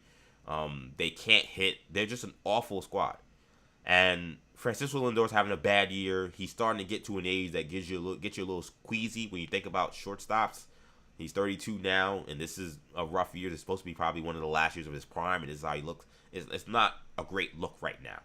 I think it would be knee-jerk reaction and very reactionary to decide that now is the time in what is the worst year of his career, when his contract is, as Jim Duquette put, immovable, and the president you have calling the shots has not shown an ability to put together competent rosters. This would be a terrible time to trade Francisco Lindor. Absolutely terrible. His value is going to be at the lowest. You may have to pay some of this money. And do you really trust this president to pick up the pieces and find the right shortstop to replace Francisco Lindor, who we know when he is healthy and when he is playing well is a truly indispensable type of player, a guy who typically plays 162 games, a guy who plays a Gold Glove shortstop, a guy who brings you power and speed. Like, you think that David Stearns is gonna find a way to pick up the pieces from that? I don't. Good luck. I don't see that at all. I think you'd be crazy to put the future of the post Francisco Lindor Mets in the hands of a president who doesn't sound like he's on the hot seat according to the owner. But you know he's a president that is feeling some pressure and wants to make a big move to kind of shift the narrative and shift the momentum of this. He's already tried this with allowing Alonso to walk, allowing Nimmo to be traded. We've seen what he has done when he's had to move on from guys and how he has brought in his guys. That has failed. I'm not allowing him, if I'm Steve Cohen, to move on from one of the faces of my franchise to try to build something new and fix what is not a hole. Like, Francisco Lindor is struggling right now, but shortstop is not a long-term issue. I don't have doubt that this year is a bad year. You got to just flush it down the toilet. I don't have much doubt that Francisco Lindor in 2027 is going to be good to very good. How good, I don't know. Like, I'd be curious to see what happens after offseason that was this bad. I just think as long as he doesn't have like a severe injury coming into training camp like he had this year, I think he goes back to being a 25 home run, 80 to 100 RBI guy who probably is 260, 270. And with his glove at shortstop, you would take that 10 out of 10 times. Like, you take it 8 days out of 7 in a week. Like, there's no conversation. So I just feel like if you're talking about trading Francisco Lindor, it would make more sense if this was a team that was really bad and he was performing well. He was performing really well, and they were really bad, and teams were really desperate and saying, listen, we may be getting an MVP caliber guy, and we'll give up our top 2 or 3 prospects and pay all of that salary to get them off your books. That's a different conversation. That's a conversation we say, okay, where we are as a team, look at the treasure trove we're getting. That's something I can, even though I have still a lot of those concerns about David Stearns being the one to figure out what to do at shortstop moving forward, at least I'd feel better that the value in the return would be high. I have very, very, very high doubts that you will get the kind of comparable package a player like Francisco Lindor would deserve, given all the details that Jim Duquette put out there. The no trade clause, the money and length on the contract, and how badly he's played. Someone's going to try to swindle you. And I'm scared this GM is going to get swindled just like he did for Brandon Nimmo. Like, Brandon Nimmo had all those terrible issues in the defense. Like, he couldn't be an outfielder anymore. That's how bad he looked to me. That being said, he still was competent at the plate. And you gave him up for a guy who hasn't been able to hit in years. And now hasn't even been that great defensively in Marcus Semien. Like, that was one of the worst. That's one of the worst Mets trades I've ever seen. Now in hindsight, right? Like, I was kind of for it then, and now I'm looking at it like, man, that was dope. I don't know why I signed off on that crap. That was a terrible trade. Nimmo's contract is bad, and I guess Simeon's contract is not as long, but I don't know if they can keep him around for the rest of his contract. I don't know if he can be here another 2 more years. I'm serious. So you gonna trust that guy that made that trade to then try the guy running Luis Robert, who I talked about earlier in the show, who couldn't stop talking about how much Luis Robert was this. I mean, he didn't talk about it, but we're showing the reports about how the Mets were obsessed with this guy. I'm like, why are they obsessed with one of the worst hitters in baseball? Like, I didn't understand him. This guy's been one of the worst hitters in baseball for 2 years. Why are the Mets obsessed with this guy? I know he's a good glove. I know there was a time when he was a very good hitter, but that has been now 3 or 4 years removed from that. Like, what am I missing about this guy? And after a good couple of weeks, then he looked like the worst hitter in baseball again, and then he got hurt. So you trust David Stern's evaluation on a situation where Lindor, you're going to get pennies on the dollar for what kind of player he is. You trust that he's going to get you the kind of assets that would be useful for the Mets rebuild moving forward. I think you're crazy if you think that. And you'd be crazy to put the future of Francisco Lindor's hands in David Stearns'. I would not. If I'm the owner, Steve Cohen, I'm saying you're not trading Lindor. Not now. We revisit this in the offseason maybe, when maybe he has a much better second half. Maybe the stench of what happened in the season we move on from it, because now everybody's thinking about football and everything else. And let's think about this. We're not going to, we need to just shake things up and you're under pressure, trade away the face of the franchise. I'm sorry. I would not allow him to do that. I think that's crazy. So I would not do this. I think that is ludicrous. I'm shocked. I don't want to say I'm shocked, but I'm surprised at just how much rope David Stearns is still being given by Steve Cohen. At a certain point, Steve Cohen, if you guys step in, I know you say, listen, he's your president, you got to trust him. Listen, you stepped in before. You stepped in to keep Pete Alonso, and that was the right move. It got them to the NLCS. Then you trusted him to let Pete Alonso go, and now you're one of the worst teams in baseball. So I think Steve Cohen has to trust his instincts a little more when it comes to his star guys and say, hey, listen, we'll figure this out. We'll fix this, and I have confidence in you. We ain't fixing it doing this right now. That's how I feel in the Lindor thing. I'm a Lindor guy. He is my favorite player currently on the team. It's hard to watch him. And to be honest, it's hard to watch the whole team. Like I talked to Manny earlier. It's hard to watch the team. It's hard to watch him because he looks so terrible. I really feel like this is just a year that was lost. I think he lost a lot of. Steve Cohen made a lot of mistakes, man. That whole we're not naming the captain thing was one of the stupidest things. It's just another unforced error, man. Like Lindor, this is a guy that you've made your guy. He's been a great player for you. He's really kind of like he's rewarded your faith in him. Like, because say what you want about the team, outside of the first year where he struggled, he's been an awesome Met. And leadership, accountability, all the things you asked for the captain, he did that. And he did that with the carrot out there that perhaps he could be the next team captain. And the way he squashed it in a way that felt like it was not considerate. You know, there are times where you say there's a way you can like squash something or put something to the side and say, just to kind of quelch tensions, right? Because there were tensions around Lindor's potential captainship. That he was getting it over guys who were homegrown, that he was getting it as other guys who were perceived to be people that he didn't get along with, were being moved off the roster. There's ways you can quelch that without it maybe crushing the guy that you still need have value in, you still need to produce. I felt he did it in a way that crushed Francisco Lindor's spirit. Like you could have said, you know, we're not, you know, visiting the captainship right now. Something we always will keep in consideration. Right now, we just want to focus on being a better baseball team. I think these answers are in front. They're easy. He has a PR team. I'm sure there's got to be somebody in that PR team that was smart that would have considered how Francisco Lindor, the guy that you've entrusted so much, the guy I'm sure you've had conversations with about his future with the Mets and captainship and those things. It would be crazy for that not have happened given how often you say those guys talk.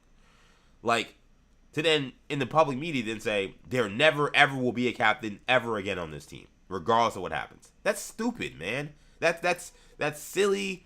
It felt like I'm tired of this being a narrative, so I'm just going to quelch it because I'm just annoyed and I'm bothered. Like, you got to be more mature than that, man. The Mets, I don't know how old Steve Cohen is, 59, 60, whoever he is. I feel like they have a guy who's 60 years old who's going on 13 sometimes. And that stuff right there, like the injuries and stuff are part of this too. I'm not gonna put it all on just he didn't get to be the captain, but I just think the vibes that he put on this team and Lindor this offseason were awful, awful, awful, awful. And for somebody who already I think has struggled with like his fit in this team in this city, like he came in and he was kind of public enemy number one for a while because he wasn't performing, and then he was doing the thumbs down, and the fans were booing him out of the stadium. Like he overcame a lot, man. He overcame a lot, and I thought when things got hot again, the owner didn't have his back. Like he had his back in the past. He didn't. He just left them out there and said, "Go figure it out as yourself. You're not the captain. You and Soto are equals, and we'll never talk about this ever again. But I know one thing: we need to perform better next year. So you go figure it out, and figure it out with a team with a bunch of guys not playing their positions. Like, come on, man. What is wrong with this team? I'm sorry. Like I'm pissed off again. Like Manny was talking about earlier. Like, what the hell is wrong with this squad? God. Anyway, let's move on. I want to talk about what was an interesting week for Adam Silver. Which you would think, why is it an interesting week for Adam Silver? Well, he has the whole Clippers scandal, so we have that aspect of it that we've covered. We covered on Tuesday, but it's also been interesting in other aspects as well. One of those apparently was his presence in the latest Caitlin Clark scandal, quote unquote. I use quotation marks very, very facetiously there because it's like a serious scandal. But you remember a couple of days ago, I don't know if I actually covered it. I know there was a time I was in and out because of the wedding. I was moving around and stuff. We might have done it on the show. I'm not 100% sure. I think we were. We think we did. But you remember the Alyssa Thomas file. If you don't, Alyssa Thomas, who's a player on the Mercury, there was an awkward play. There was a loose ball where Caitlin's on the floor. She lands on Caitlin. It's a loose ball, so okay, whatever. But it was kind of reckless the way she landed on her. What was even more reckless was the fist to the throat that she gave to Caitlin Clark. How to explain it, I don't know how or why it happened. I will say, I don't think it was on purpose, but it was reckless, and Caitlin Clark got up and played, but it was a play that could have definitely put her out. Put a fist to someone's throat is not at all necessary. It absolutely is a flagrant and could absolutely be an ejection in a basketball game. She got nothing. Referees totally missed it, and there was all this hoopla, this here we go again, Caitlin's being brutalized, why isn't the league protecting Caitlin, all these conversations.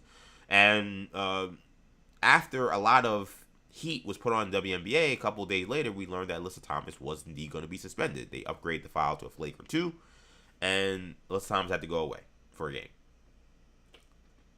With Caitlin Clark, that's never the end-all, be-all, because there's always something more, some other shoe to drop, some other take that has to be had, because that's where we're at when it comes to Caitlin Clark. But what was interesting about it from this story that I thought was kind of done with in terms of the Alyssa Thomas thing, we learned something I did not expect. There was a report that stated, I think it was Front Office Sports, that it was NBA Commissioner Adam Silver, who pressured Kathy Engelbert, the commissioner of WNBA, to actually put punishment onto Alyssa Thomas. Alyssa Thomas was not going to get anything. There was not going to be any upgrade of a flagrant foul. There was not going to be any suspension. There was not going to be anything. They wanted to just move on from it. And it was Adam Silver, who we forget sometimes, because the WNBA is a league that, for the most part, operates independently.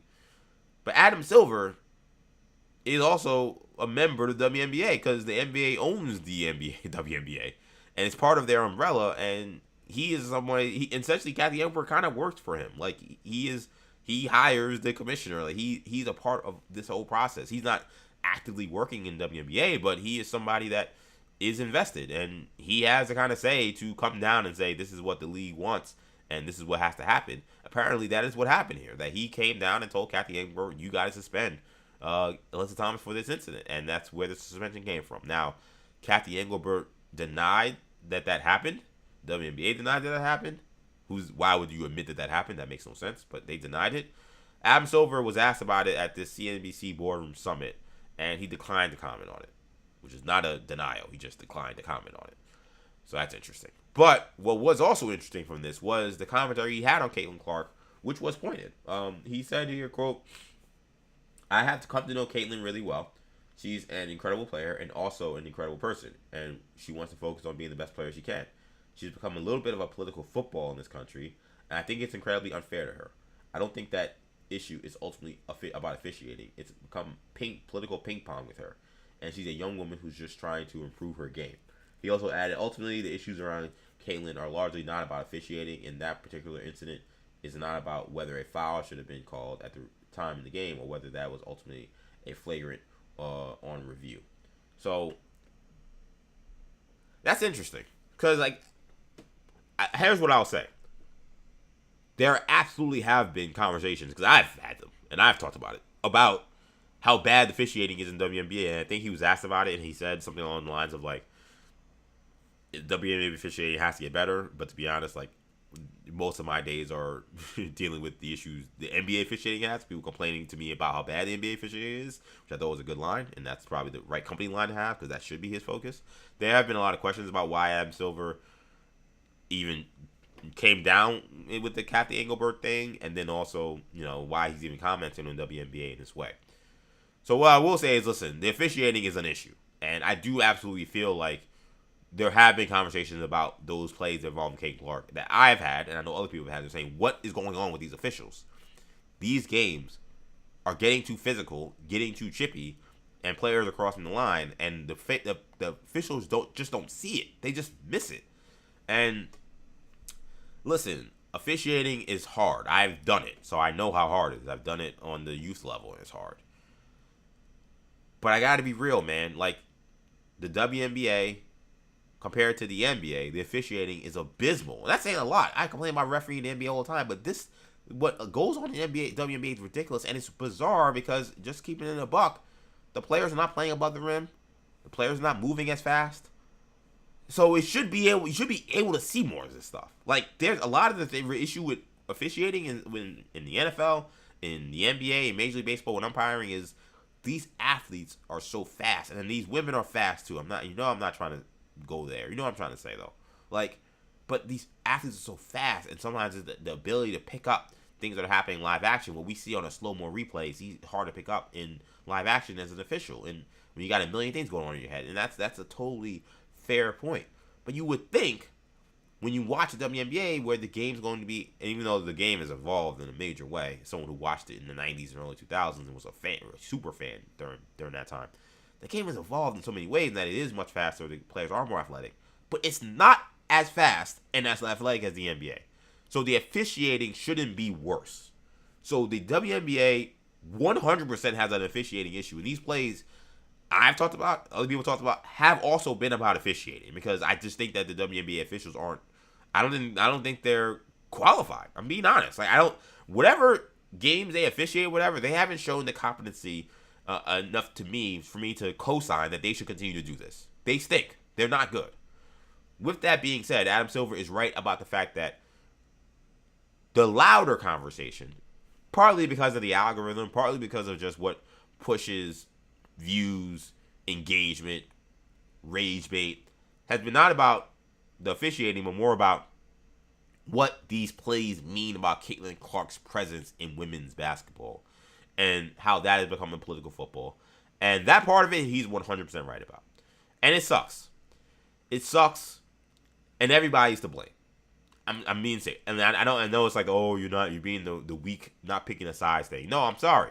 There are some aspects where everyone is to blame, and it's not to say that some people aren't more to blame. It's not to say some people aren't more heinous in their role in what the Caitlin Clark conversation has become. But truth be told, that everyone has a hand in it. We talked about it last week when it came to the All-Star game snub. We've talked about it in previous aspects when it comes to how the WNBA players have seemed to, whenever Caitlyn is getting a certain amount of shine, want to continue to emphasize there are other players in the league, there's other people, and she's not that important. Like, there seems to always be that, but whenever anyone just wants to embrace the greatness that Caitlin Clark has. She's a great player. She's not the best player in the WNBA, but she's the most famous. And that even saying that upsets people. It's like, why is that upsetting to you? It's the truth. It's the truth. If it was not the truth, I wouldn't say it. But it's the truth. She brings the most eyeballs. She brings the most attention. She's the most famous. I will also be that same person, because I've had these arguments on Maggie and Perloff's show about how the WNBA was growing before she got there. That is also 100% true. As someone who got back into the WNBA during the Wubble in 2020, and seeing the more fans coming to the arena and seeing the viewership go up is 100% happened before Caitlin Clark ever even became a thing. That is true.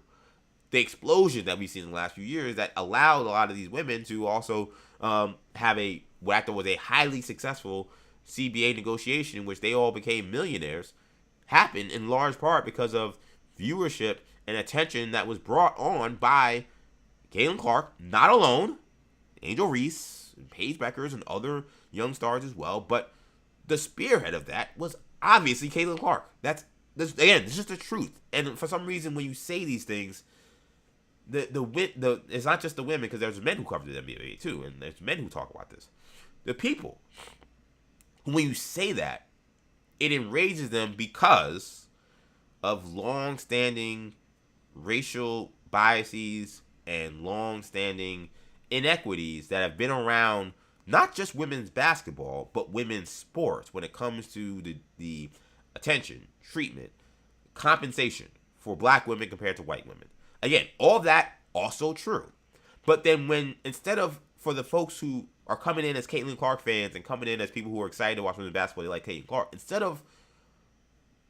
for those folks, now to put it on that side, instead of reckoning with that, maybe kind of have an understanding of that, and maybe trying to not come in like I run the show and I know everything and I know about the WNBA, I know what this league is about, and this Caitlin's getting that. Instead of maybe showing a little respect to what the league had established, what the league was already building, instead they come in, and anytime Caitlin Clark is looked at the wrong way, it's, why aren't they treating Caitlin Clark better? Why are you brutalizing him?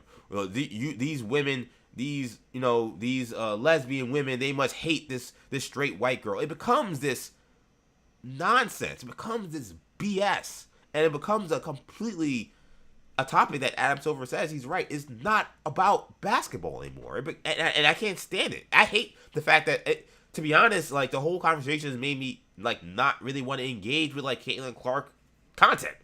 She plays, I don't really want to watch. Like, I've watched WNBA this season partly probably because of Knicks stuff, but I've watched it less than I have in the last 4 years. This year, I don't think I've sat for a whole game this year, which is that hasn't happened in 4 years. I've been usually just doing peaks every now and then, but kind of moving on because the conversation about it is just ridiculous. And there are people who I follow, people I respect, who I grew to really enjoy following on social media because of their coverage of the WNBA, and I've seen how warped it has become. Whether it's pro Caitlin or anti Caitlin, and I'm like, I started unfollowing some of these people because I'm like, what is wrong with you guys? Listen, Caitlin Clark, has she done everything right? No. Has she been too slow to talk about the hatred that has come against anybody that her fan base, or just not even her fan base? Cause a lot of these people on social media that are talking about Caitlin, they're not real fans. They're doing it for engagement, or they're doing it because they're part of some culture war. They don't actually care about the WNBA or care about whether Caitlin Clark won or lost last night. Those are things they don't care about. They just care about this person that for some reason represents them in some way. I don't know what way they're talking about or what they see in her. I could have some guesses, but I can't speak for them. They have to speak for themselves and speak honestly. But they think represents something about them or American culture that is under attack. It has to be protected. But again, that's not about basketball. Those people don't care about basketball. They just care about this person being lionized. And Adam Silver's right that a lot of this is unfair. Again, she hasn't been perfect. She's been too slow to jump on to talking about when again, perceived rivals, not even real rivals. Like, Kenny Carter's not a rival, right? Like, some of these people that she's come across paths with are not rivals. Alyssa Thomas is not a rival of Caitlin Clark. They're just players who flagrant fouled during the game, and those fouls were bad. I actually saw the Kennedy Clark play recently, and I watched it after having seen the other flagrant fouls. I'm like, yo, this was national news, and I watched it today. I'm like, this looks like child's play. Why were we going crazy about this? This was players going after it, you bump them, like, whatever. Like, Jalen Brunson, this happens to him every freaking game. Like, I just watched the NBA playoffs where they're, like, hounding this guy 94 feet for 48 minutes. And we had national press over some stupid ass play that was, now I can see in hindsight, nothing. It was like, that was ridiculous. To the point where now, again, because you let the animosity build up, Now we're having fists to the throat, which is something, which is dangerous, which is going to put her at risk. Because we've allowed the attention, the heat, and just the toxicity of the conversation to get out of control. And again, everyone's to blame. These folks who could not be truthful about what the future of the WNBA was going to look like, and it was going to look like Caitlin Clark being the face. It's just the truth. They would not accept it. They were against it, and they did it in a way that was, in my opinion, like adversarial. When it did not have to be. They didn't have to be that way. But it came across that way because, again, because of what they feared, which has now come to be a reality, was that a lot of these folks don't have the right nuance and the right perception of just what makes the WNBA special and what the WNBA is as a league as a whole. They weren't ready to embrace that. They wanted to embrace whatever they thought Caitlin Clark represented for them, and that was all that they cared about. And those people also came into this adversarial league, and that has helped none of this. So everybody's to blame with it. I mean, shout out to the WNBA players and the women. They got their money in the CBA. I think, to me, and this is just me, it's only my opinion, I will always follow the WNBA still, even though this year I've been a little behind. I think I said for a while, I said this for a while, I've heard it, I said it on Maggie Perloff. I felt the WNBA, women's basketball as a whole, was absolutely in position to potentially challenge, I guess it would have been probably hockey, as a fourth major professional sports league. I 100% believe that. I'm having a hard time seeing that happen right now. Because I know there's this idea that any engagement is a good engagement, and even if it's toxic, as long as you push it, it's fine. I just feel like that is so fleeting, and I feel like that is so... I just feel like that's not how you can build a foundation of any business, in my opinion. There's only so much you can do.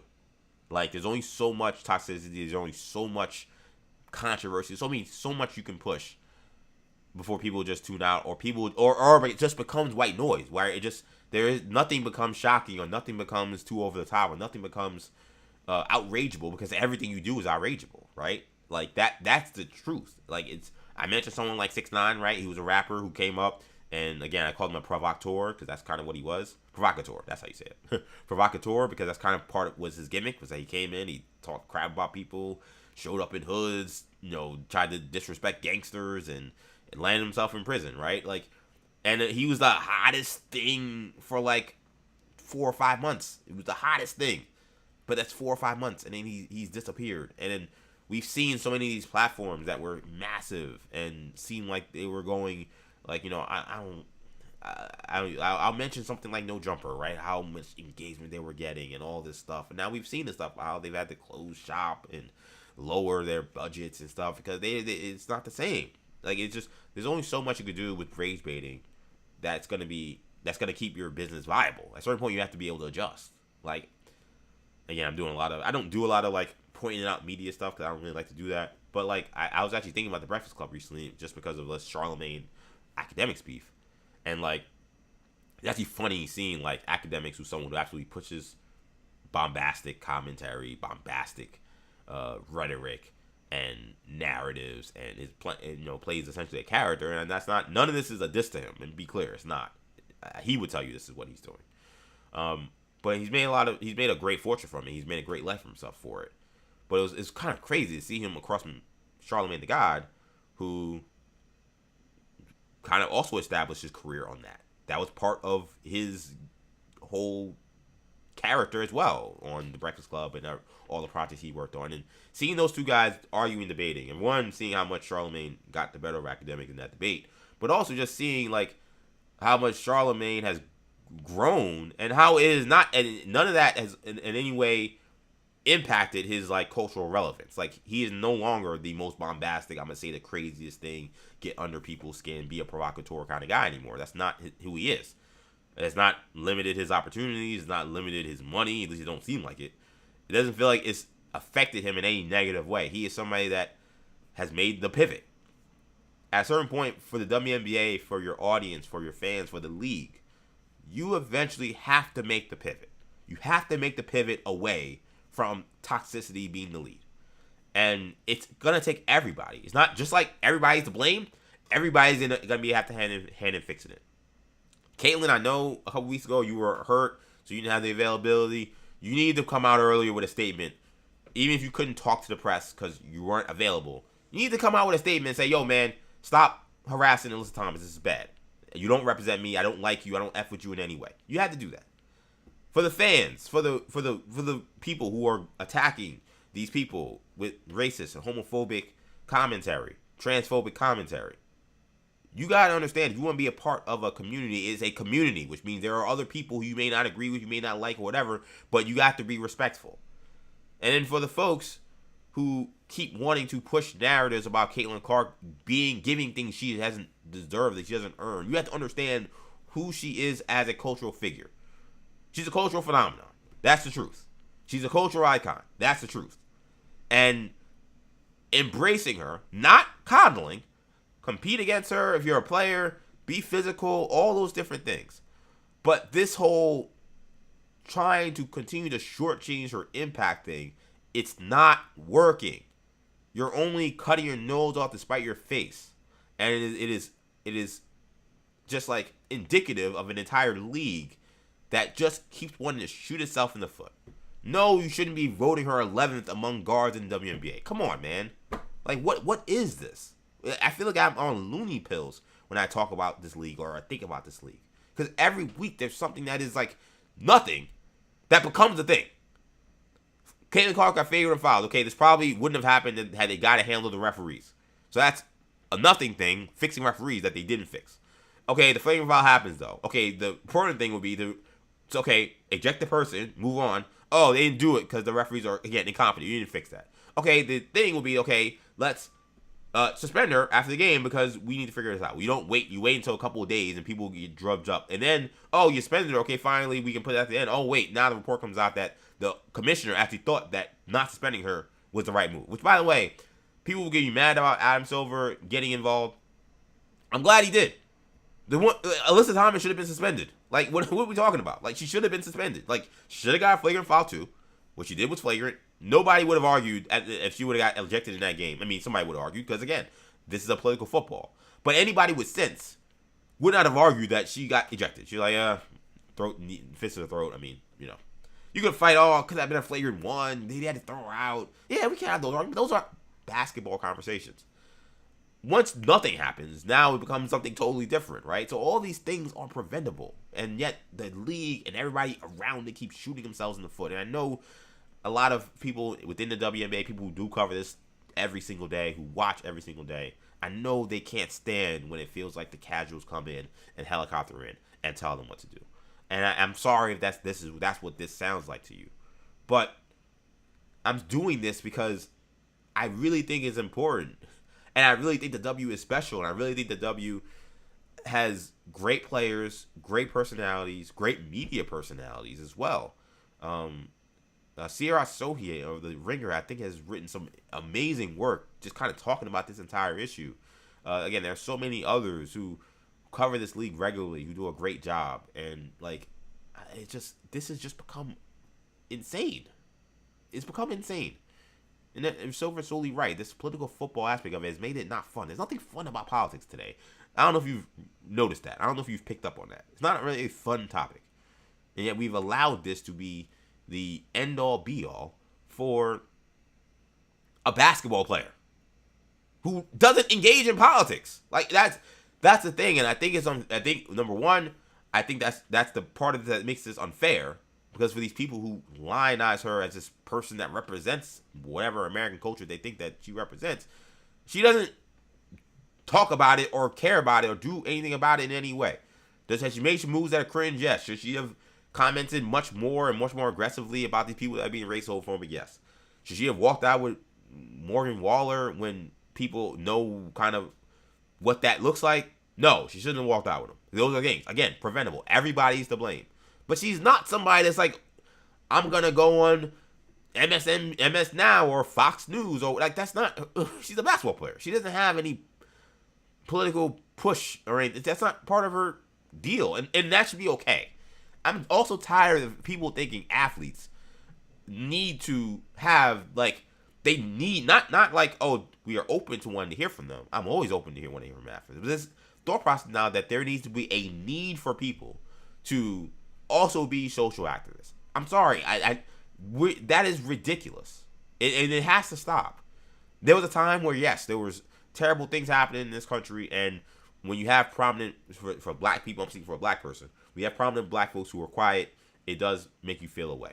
But I also think about that Martin Luther King, that Malcolm X quote that I talk about all the time, where it's like, why are we looking to entertainers and athletes and influencers for social commentary?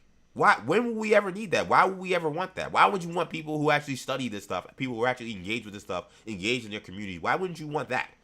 Why are you asking for said athlete to be that person? Why are we asking Caitlin Clark to be that?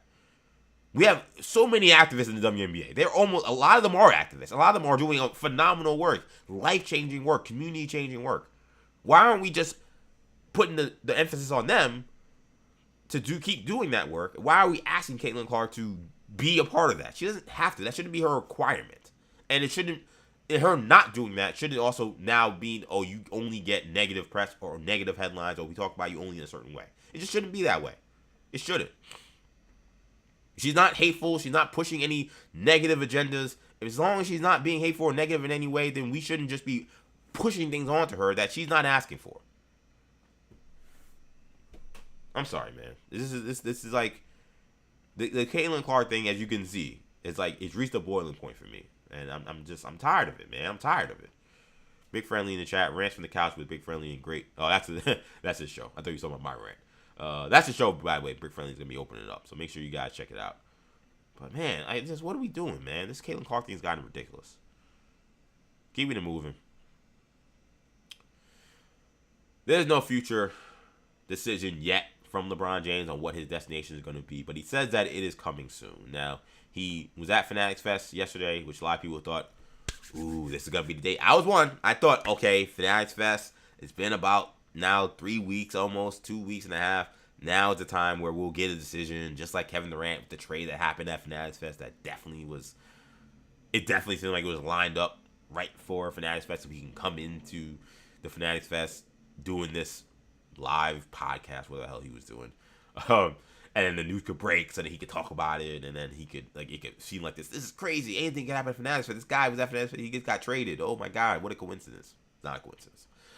So like that all, so we thought, okay, this is the same playbook. We're going to see this play out the same way. LeBron's going to have to be at Fanatics Fest in New York with all these people, all this press, and that's when the decision is going to drop, and then he's going to get to talk about it, and he's going to be the talk of Fanatics Fest, and whatever money engagement he's looking for, it all comes to him, right? Didn't happen. He made his appearances yesterday. He was on his episode of Mind the Game with Tyrese Halliburton, where Tyrese Halliburton asked him, "Are you ready to make a decision?" LeBron was like, "Nope, not happening right now." And then he was on also another one of those board, those the same thing that Adam Silver was at, the boardroom and CNBC summit, where he said, no decision yet, but that it's coming soon, and that whatever decision we'll make, that it's going to be a fun experience. It's going to be a fun time. So Shams Charania has basically been saying that it's really coming down to 3 teams: Cavs, Heat, and the Philadelphia 76ers. Pat Riley made his case at the introductory press conference yesterday for Giannis Antetokounmpo, why Miami should come to why he should come to Miami. We've seen Bob Myers make the case on the Rich Paul podcast with Max Kellerman about why he should come to Philly.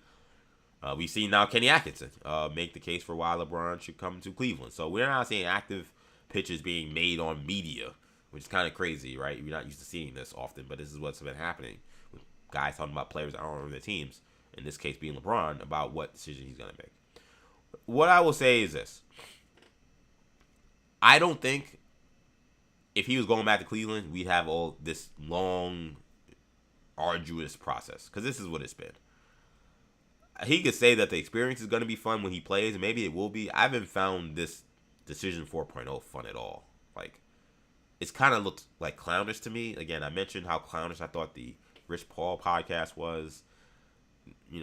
Having to see Bob Myers, who's working for the Sixers, come on the Rich Paul podcast to make the case. So Rich Paul is getting content now, not just from himself and his negotiations, but now other teams' representatives coming onto his podcast. It looks What the reason why I think it bothers me is because LeBron James' game doesn't need any of this. It'd be one thing if he was a complete sideshow, like where he just wasn't the same player, and the only way he could generate headlines was stuff like this because of his fame. And I almost could see it better, but he's not. Like he's still really good, as Manny just said. He's 41 years old and he's still averaging 24 and 7. Like he's still a very good All-Star caliber player when he's healthy. So it doesn't feel like he needs to do all of this. In the one hand, it feels like he's doing too much for somebody that would make more sense if they like couldn't play anymore. On the other hand, he's also doing too much for somebody. It would make more sense if this was somebody who like was still LeBron leaving Cleveland in 2011 when he's one of the best players in the world, maybe the best player in the world, the biggest free agent of all time. Right? Those are the mediums where I would understand a lot of this stuff. Even if I didn't agree with it, I would understand it. I don't understand this middle game he's in, where he's not completely washed up over the hill guy who's just trying to make headlines because he's going to lose a lot of money in this next contract and needs to draw up content. So I get it. And he's not all-world megastar in terms of on the court guy who therefore warrants all this attention and therefore he can kind of move how he wants to move. He's in the middle. Where I think simply just coming out with a press release saying I'm signing here, or Sham saying I'm signing here, and then you do your podcast the next day talking about why you went somewhere, and then that's kind of how we do it, and it should have been done. Instead, we're waiting weeks where we don't know where he's going. We keep having conversations that kind of are going nowhere. And I think it's kind of just, in a weird way, it's kind of beneath who he is as a player. He didn't have to do all this. So I guess we'll have to see where it goes. Again, it's coming down to those three teams. My instinct tells me if he's going to wait this long, it's not going to be Cleveland. That's just my instinct. I could be dead ass wrong, and he could end up signing with Cleveland, which would be really annoying to me. Because I'd be like, why did you do all this if you were just going back home? Like, to do the thing everyone would have predicted you would have done. I don't think this is drumming up more excitement for him going to Cleveland that he waited this long, to be honest. Honestly, I think a lot of people would just be like, oh, God, all right, whatever. And they just move on. It would make more sense if you did this earlier. If you're going to Miami or going to Philly, maybe okay. Maybe the weight makes it a little different. But, like, okay. And those teams become very interesting. LeBron James is on them. I think both of them do. Even if the Miami the Miami Heat fit is a little awkward, they're still certainly an interesting team. There are reasons to feel like LeBron can make an impact. I don't know why this process has been like this. But listen, he's arguably the greatest of all time. I tell you, if I'm ranking them all time, I usually have him around 2 or 3. So I think he can do whatever he wants. He can be clear. But just like I always tell people, like people will, if you say anything negative against LeBron, you become this LeBron hater. And while LeBron does things that are annoying, I don't consider myself a LeBron hater. I feel like I acknowledge him for his greatness, and then I talk about things I don't like about him. Like I think that's fair. It doesn't mean you're not a stan or a fan. That's fine. It doesn't mean you can't acknowledge who he is. I just feel like he's one of the greatest of all time, so therefore he's entitled to do whatever he wants. But that doesn't mean, as a commentator or as a basketball fan, I can't say I don't like this. I think that's one of the problems I have with people who like talk about this LeBron stuff, especially if you end up like me, tending to be more on the negative side, not because of like a shtick or because of like some kind of inherent hatred, just because that's how you view him. You then become again this like hater or whatever. It's like no, like people can do things, and I'm not saying that they can't do them or that they shouldn't do them or they can do whatever they want. I as a commentator, what I do for my life and my career is I commentate on whether I like or dislike something, whether I think something is tasteful or distasteful, whether I think someone performed or didn't perform. That's my job. So I'm just telling you how I feel. If I thought what he was doing was amazing, I'd tell you. I don't think this has been good. This is just the truth. Again, one thing you know about every EJ show, I will always keep it 100. So we'll see what happens in the end up with the LeBron decision. Real quick, man, before we get out of here, disappointed about the Batman Part 2 being delayed. I know we're running low on time, so I'll get through this quick. Batman Part 2, we had the first look at the logo. Looks fire, by the way. Love the logo. I should have put something up. I didn't have anything prepared. That was my bad on that.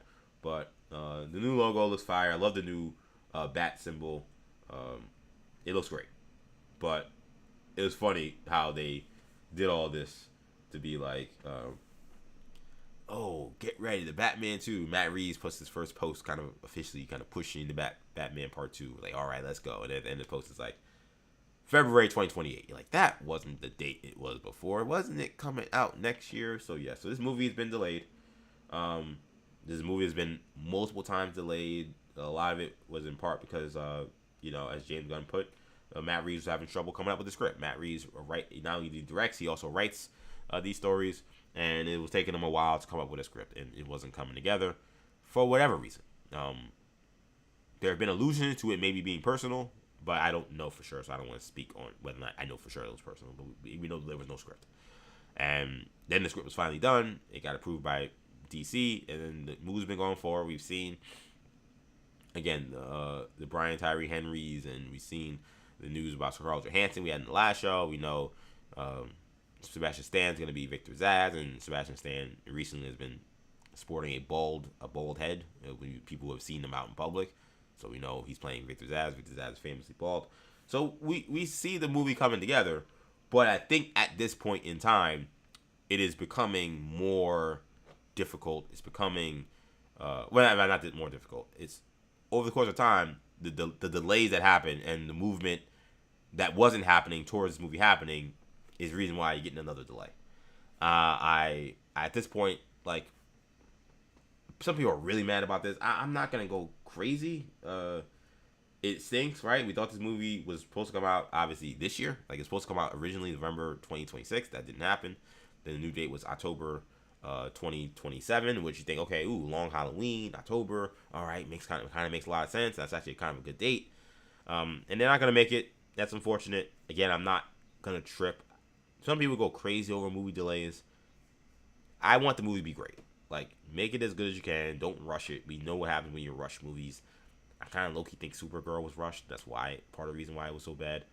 Like, so don't rush movies. Like, Matt Reeves, and also the kind of movie he's making. Like, he's not making, and you know how I love much of superhero movies, so I'm not dissing superhero movies. But he's not making your typical popcorn action flick. That's not what he's doing. He's trying to make masterpieces. He's trying to make movies that could potentially be up for Oscars. So there's a detail in this, and not to say there's not detail in making the Avengers movies, because there is. There's incredible detail with story, graphic effects, stunts, like there's a ton of things. But just the way that this movie is being shot, you can't just throw together a story and think that you're gonna get what you're getting out of it, because you're not gonna get those thrills you typically get from a Avengers movie or a Spider-Man movie. That's not what you're gonna get from Matt Reeves' Batman movies. They're a lot more, they're thinking movies, for lack of a better term. So that's not the movie I want rushed. Could you piece together something that Marvel does in their sleep and make it be good? Like, yeah, they've shown that they can do that from time to time. This is not the kind of movie where you do that with. So I don't want to see them try to do that with this movie. So if it's gotta be delayed, it's gotta be delayed. Fritz Alcindor in the chat saying, I hate the huge gap between movies. That I do agree with. Because Batman 1 came out, what was it, 2021, I want to say? 2022. 2022, Batman, the first one came out. So go from 2022 to 2028 is awful.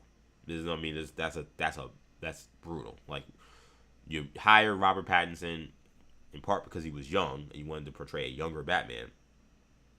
And then there's a 6-year gap between movies. I know we had the Penguin show, which was phenomenal. If you've not watched it, you should check it out on HBO Max. But that's a ridiculously long time for a movie that's supposed to be, part of a trilogy, to have one movie between the other. Again, real life happens, issues happen, who knows. But the other issue about this too is, again, what we've heard is James Gunn has not confirmed this. In fact, he's kind of fought against these rumors. But there has been real rumors that have come out that we won't see DCU's Batman until this thing is finished. And when I say this thing, I'm not talking about just part 2. Matt Reeves has a trilogy. So this movie and then another movie, allegedly, would have to come out before we see the DCU's Batman. I hope that that's not true, because that means we could be waiting for a long time before we see Batman. I'll tell you right now, if we gotta wait another 5 years, let's be like generous, another 5 years before we see DCU's Batman, DCU doesn't work. It just doesn't work. Unless they're gonna do a thing where like Robert Pattinson is eventually gonna be this universe's Batman. Maybe they're waiting for him to get older so he could just be the older Batman that has a kid. I don't know, but it won't work if that is the slow walk that they're making. Let's hope that that's not happening. Last thing, man, before we get out of here, thank you guys so much for watching this show. 40 Days and Counting, streaming live multiple spots, including on YouTube, New Generation Media. Make sure you subscribe to the channel. Make sure you give me a like in this video. Make sure you comment in the comment section. You see me talking to Big Friendly. You see me talking to Fritz. You want to get in the comment section, chime in on what's going on in the show. You can do that. Again, just hit me up on the YouTube chat. Also streaming live right now on Instagram Live. Shout out to the folks on Instagram Live. EDM112 joined the show earlier. Shout out to him. Of course, you can join me on Instagram. You can make comments in the comment section there as well. Just follow me, Action EJ. Where, by the way, gotta give myself a round of applause here. Made to 1,000 views. 1,000 followers, sorry. Not 1,000 views, 1,000 followers. 1,000 views I've done a couple times. Several times. Way more times. No, 1,000 followers on Instagram, which was crazy. I didn't even recognize it. My wife, she sent me the screenshot of my fan profile. She's like, hey, you're at 1,000 followers. I was like, that's crazy. As a, you try to build your career, you're thinking like, oh man, some of these like milestones seem like millennia away. Like I've always wanted to get to 1,000 followers. That was the first big hurdle for Instagram for me, and I'm like, I'm sitting at like in the 500s. When I got Hybrid Magnet Pro, I was like, how am I gonna get to 1,000? So hard. If you're not like a hot model, man or woman, or you're not a hot influencer, it's hard to do this independently. So I was like, how am I gonna get there? And I got there. So let's hope we get to another 1,000. But shout out to the folks on Instagram. If you're not following me on Instagram, give me 1,001. Follow me on Instagram, Action EJ is where you'll find me there. And follow me on TikTok as well, Action EJ. Not streaming on X today live. Again, don't know what's going on. There's various issues of why it could be happening. I'm starting to have some different theories on why it's happening, but I tried something new today, didn't work, so we'll see what the issue is. But you can still follow me there on X, or I comment a lot. EJ_Stewart is where you'll find me on X. Make sure you follow New Generation Pod on X as well. And of course, follow me on Buzzer. Just sign up for Buzzer, bzzr.com, or go to the Buzzer mobile app where we're streaming live. Shout out to the Buzzer fam. They are doing phenomenal work there, and I'm really excited for this fall. The fall is going to be huge for Buzzer. They got some big stuff coming. It's going to be a fun couple months coming up here, so make sure you sign up on Buzzer. Make sure you follow me, EJ205 Prep, and make sure you follow as well New Generation Media on Buzzer. Last thing, man. Who is Adam Driver playing? No one really seems to know. The latest is not even in that headline, because the initial headline yesterday we got was the Scooper. And the thing about this Scoop game, and for those who don't follow this stuff, like we cover this stuff on Hero Talk on New Generation Media, rumors get leaked. Why they get leaked, we don't know. Sometimes they're true, sometimes they're false, but you have to, if you're doing this for content, you gotta talk about them, because they're content creating, talking points, and I think that's part of the game and why the leaks happen. They usually sometimes they come from people who actually do report on this stuff. The Daniel Rickmans, the Snyders of the world, who's not he's like our actual reporter, I would say. Jeff Snyder, Campia, John Campia will have some stuff as well, but a lot of these people also like anonymous. Like My Time to Shine, hello. This Apocalypse person that has popped up here with all these scoops on the new X-Men movies, and the original one said that Adam Driver was going to play Magneto, that he was signed on, or he was going to be signed on to join the X-Men movies. He was playing Magneto. We talked about him in the last show. I was kind of like, okay, good. Adam Driver's a great actor. I think he can absolutely play Magneto. I mentioned, and I still feel like I thought this was an opportunity to get a Jewish actor that I thought it made sense. Listen, we've been race bending. I hate that term. Like, it's so weird to me, but the term race bending, quote unquote, gender bending, quote unquote. Again, I hate those terms, but these characters, black, white, women, men, all different places all the time. So, what's the difference here? I thought maybe this was a moment where you would make sure this was a Jewish actor, but there was no reason why Adam Driver couldn't be very good. I thought he made more sense to play Mr. Sinister, given the characters he's played before, given his look, given I think his acting style. He could make a very good creep. Which is what Mr. Sinister is. Mr. Sinister is a creep. At the end, when you get down to what is Mr. Sinister's character, he's a creep. He's this centuries-old scientist who's obsessed with people's genetics to the point where he's genetically engineered himself to essentially be kind of like ageless, even though he looks ridiculous. He looks like a vampire, and he wants to try to create the perfect genetic mutant. Like, he's like a reverse mutant Nazi. He's weird. He's a weirdo. Adam Driver plays good weirdos. Adam Driver, his look, his voice, like he would do phenomenal with this. So I think a lot of people like myself were a little disappointed that it wasn't Mr. Sinister, because we've heard so much about Mr. Sinister being a big part in this next X-Men movie that's coming out for the Marvel Studios, the first one ever. Now we're hearing that maybe he is Mr. Sinister. That was the latest from Apocalypse. The Apocalypse, whatever the name is, forgive me, I don't have the name in front of me. Scooper that said, actually, I got it wrong. He's playing it sounds like he's playing Mr. Sinister now. That's my bad. That's the new detail. So, okay. I was excited. I was happy. And then, late last night, another rumor dropped, somebody different, saying that actually, he's not playing Mr. Sinister. He's playing William Stryker. Someone who I also mentioned. I thought Adam Driver could do a really good William Stryker. He'd be a little different, a little younger. Obviously, the one that was in X-Men Days of Future Past was young, but obviously that's because he was in the past. A little younger, but I actually thought he could be a really good striker as well, because I think this idea of him being this, like, hateful, resentful human against mutants, he could absolutely play that role as well. We've seen him do that kind of role before. So I thought that would have been a great casting as well. So I don't know where he lands, but it sounds like there's too much smoke to not think that Adam Driver is going to be joining this film franchise. I'm a little surprised he is, only because he was part of such a large fan base, a large franchise that was so many of the people that were a part of it seem to kind of regret being a part of it. I know John Bodega kind of said he has. I don't know if Ridley Scott has ever said it, but just we know what she's gone through.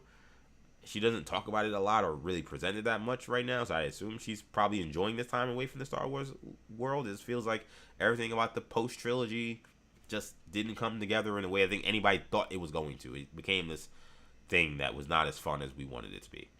So I was kind of surprised that Adam Driver wanted to jump right into the boat of another franchise that sometimes isn't fun and sometimes comes with toxicity. But if you're joining the X-Men, man, you're jumping in 2 feet in, buddy. It does not get more controversial for any Marvel property than dealing with the X-Men and people who are rabid fans and stuff. I mean, it's a tough place to be.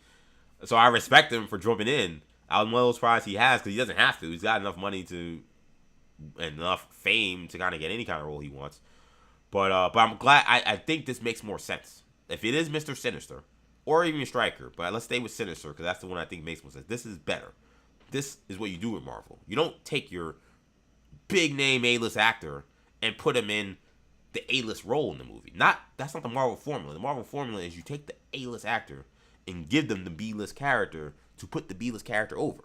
That's how you do it. That's how you get Star-Lord over. That's how you get Gamora over. That's how you get so many of these people that maybe are a little undersold as actors or undersold as characters. And you get them over as fans. But, ooh, I'm interested in Chris Pratt. I'm interested in Zoe Saldana. Okay, I'll check that out. Oh, I'm interested in Paul Rudd. I'll watch Ant-Man. Like, those are people we know, right? That's the move.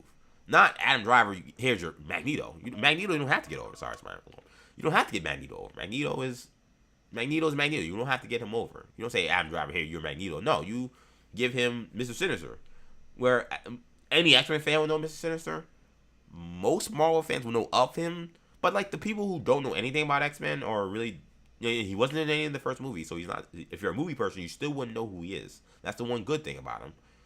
Any of those people say, oh, who's Mr. Sinister?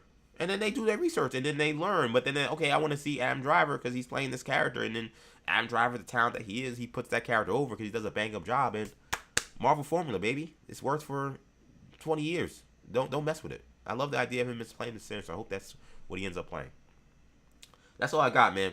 This is a great show. 2-hour-long show. Didn't plan for it to be that long because I got to run. I'm actually leaving the city this weekend. So I know Andre's probably like, where the hell is EJ? Is he done yet? I'm done. But I want to thank you guys so much for checking out this edition of 40 Days and Counting. Again, be sure to follow me on X, EJ_Stewart, even though we're not on X live right now, unfortunately. Be sure to follow me on Instagram, ActionEJ. Be sure to subscribe to the channel, New Generation Media on YouTube. Make sure you subscribe to the podcast as well, because if you're on the go or you can't watch, you need to listen to the show, you can listen to all episodes of New Generation's 40 Days and Counting at the New Generation Podcast Network. Just search New Generation Podcast Network. And of course, follow me on Buzzer, EJ205 Forever. That'll do it for now. Thank you guys so much for checking me out. I'm EJ Stewart. Shout out to Manny Rodriguez for joining the show. What a fun time that was. We'll be back next Tuesday. I'm out. Peace.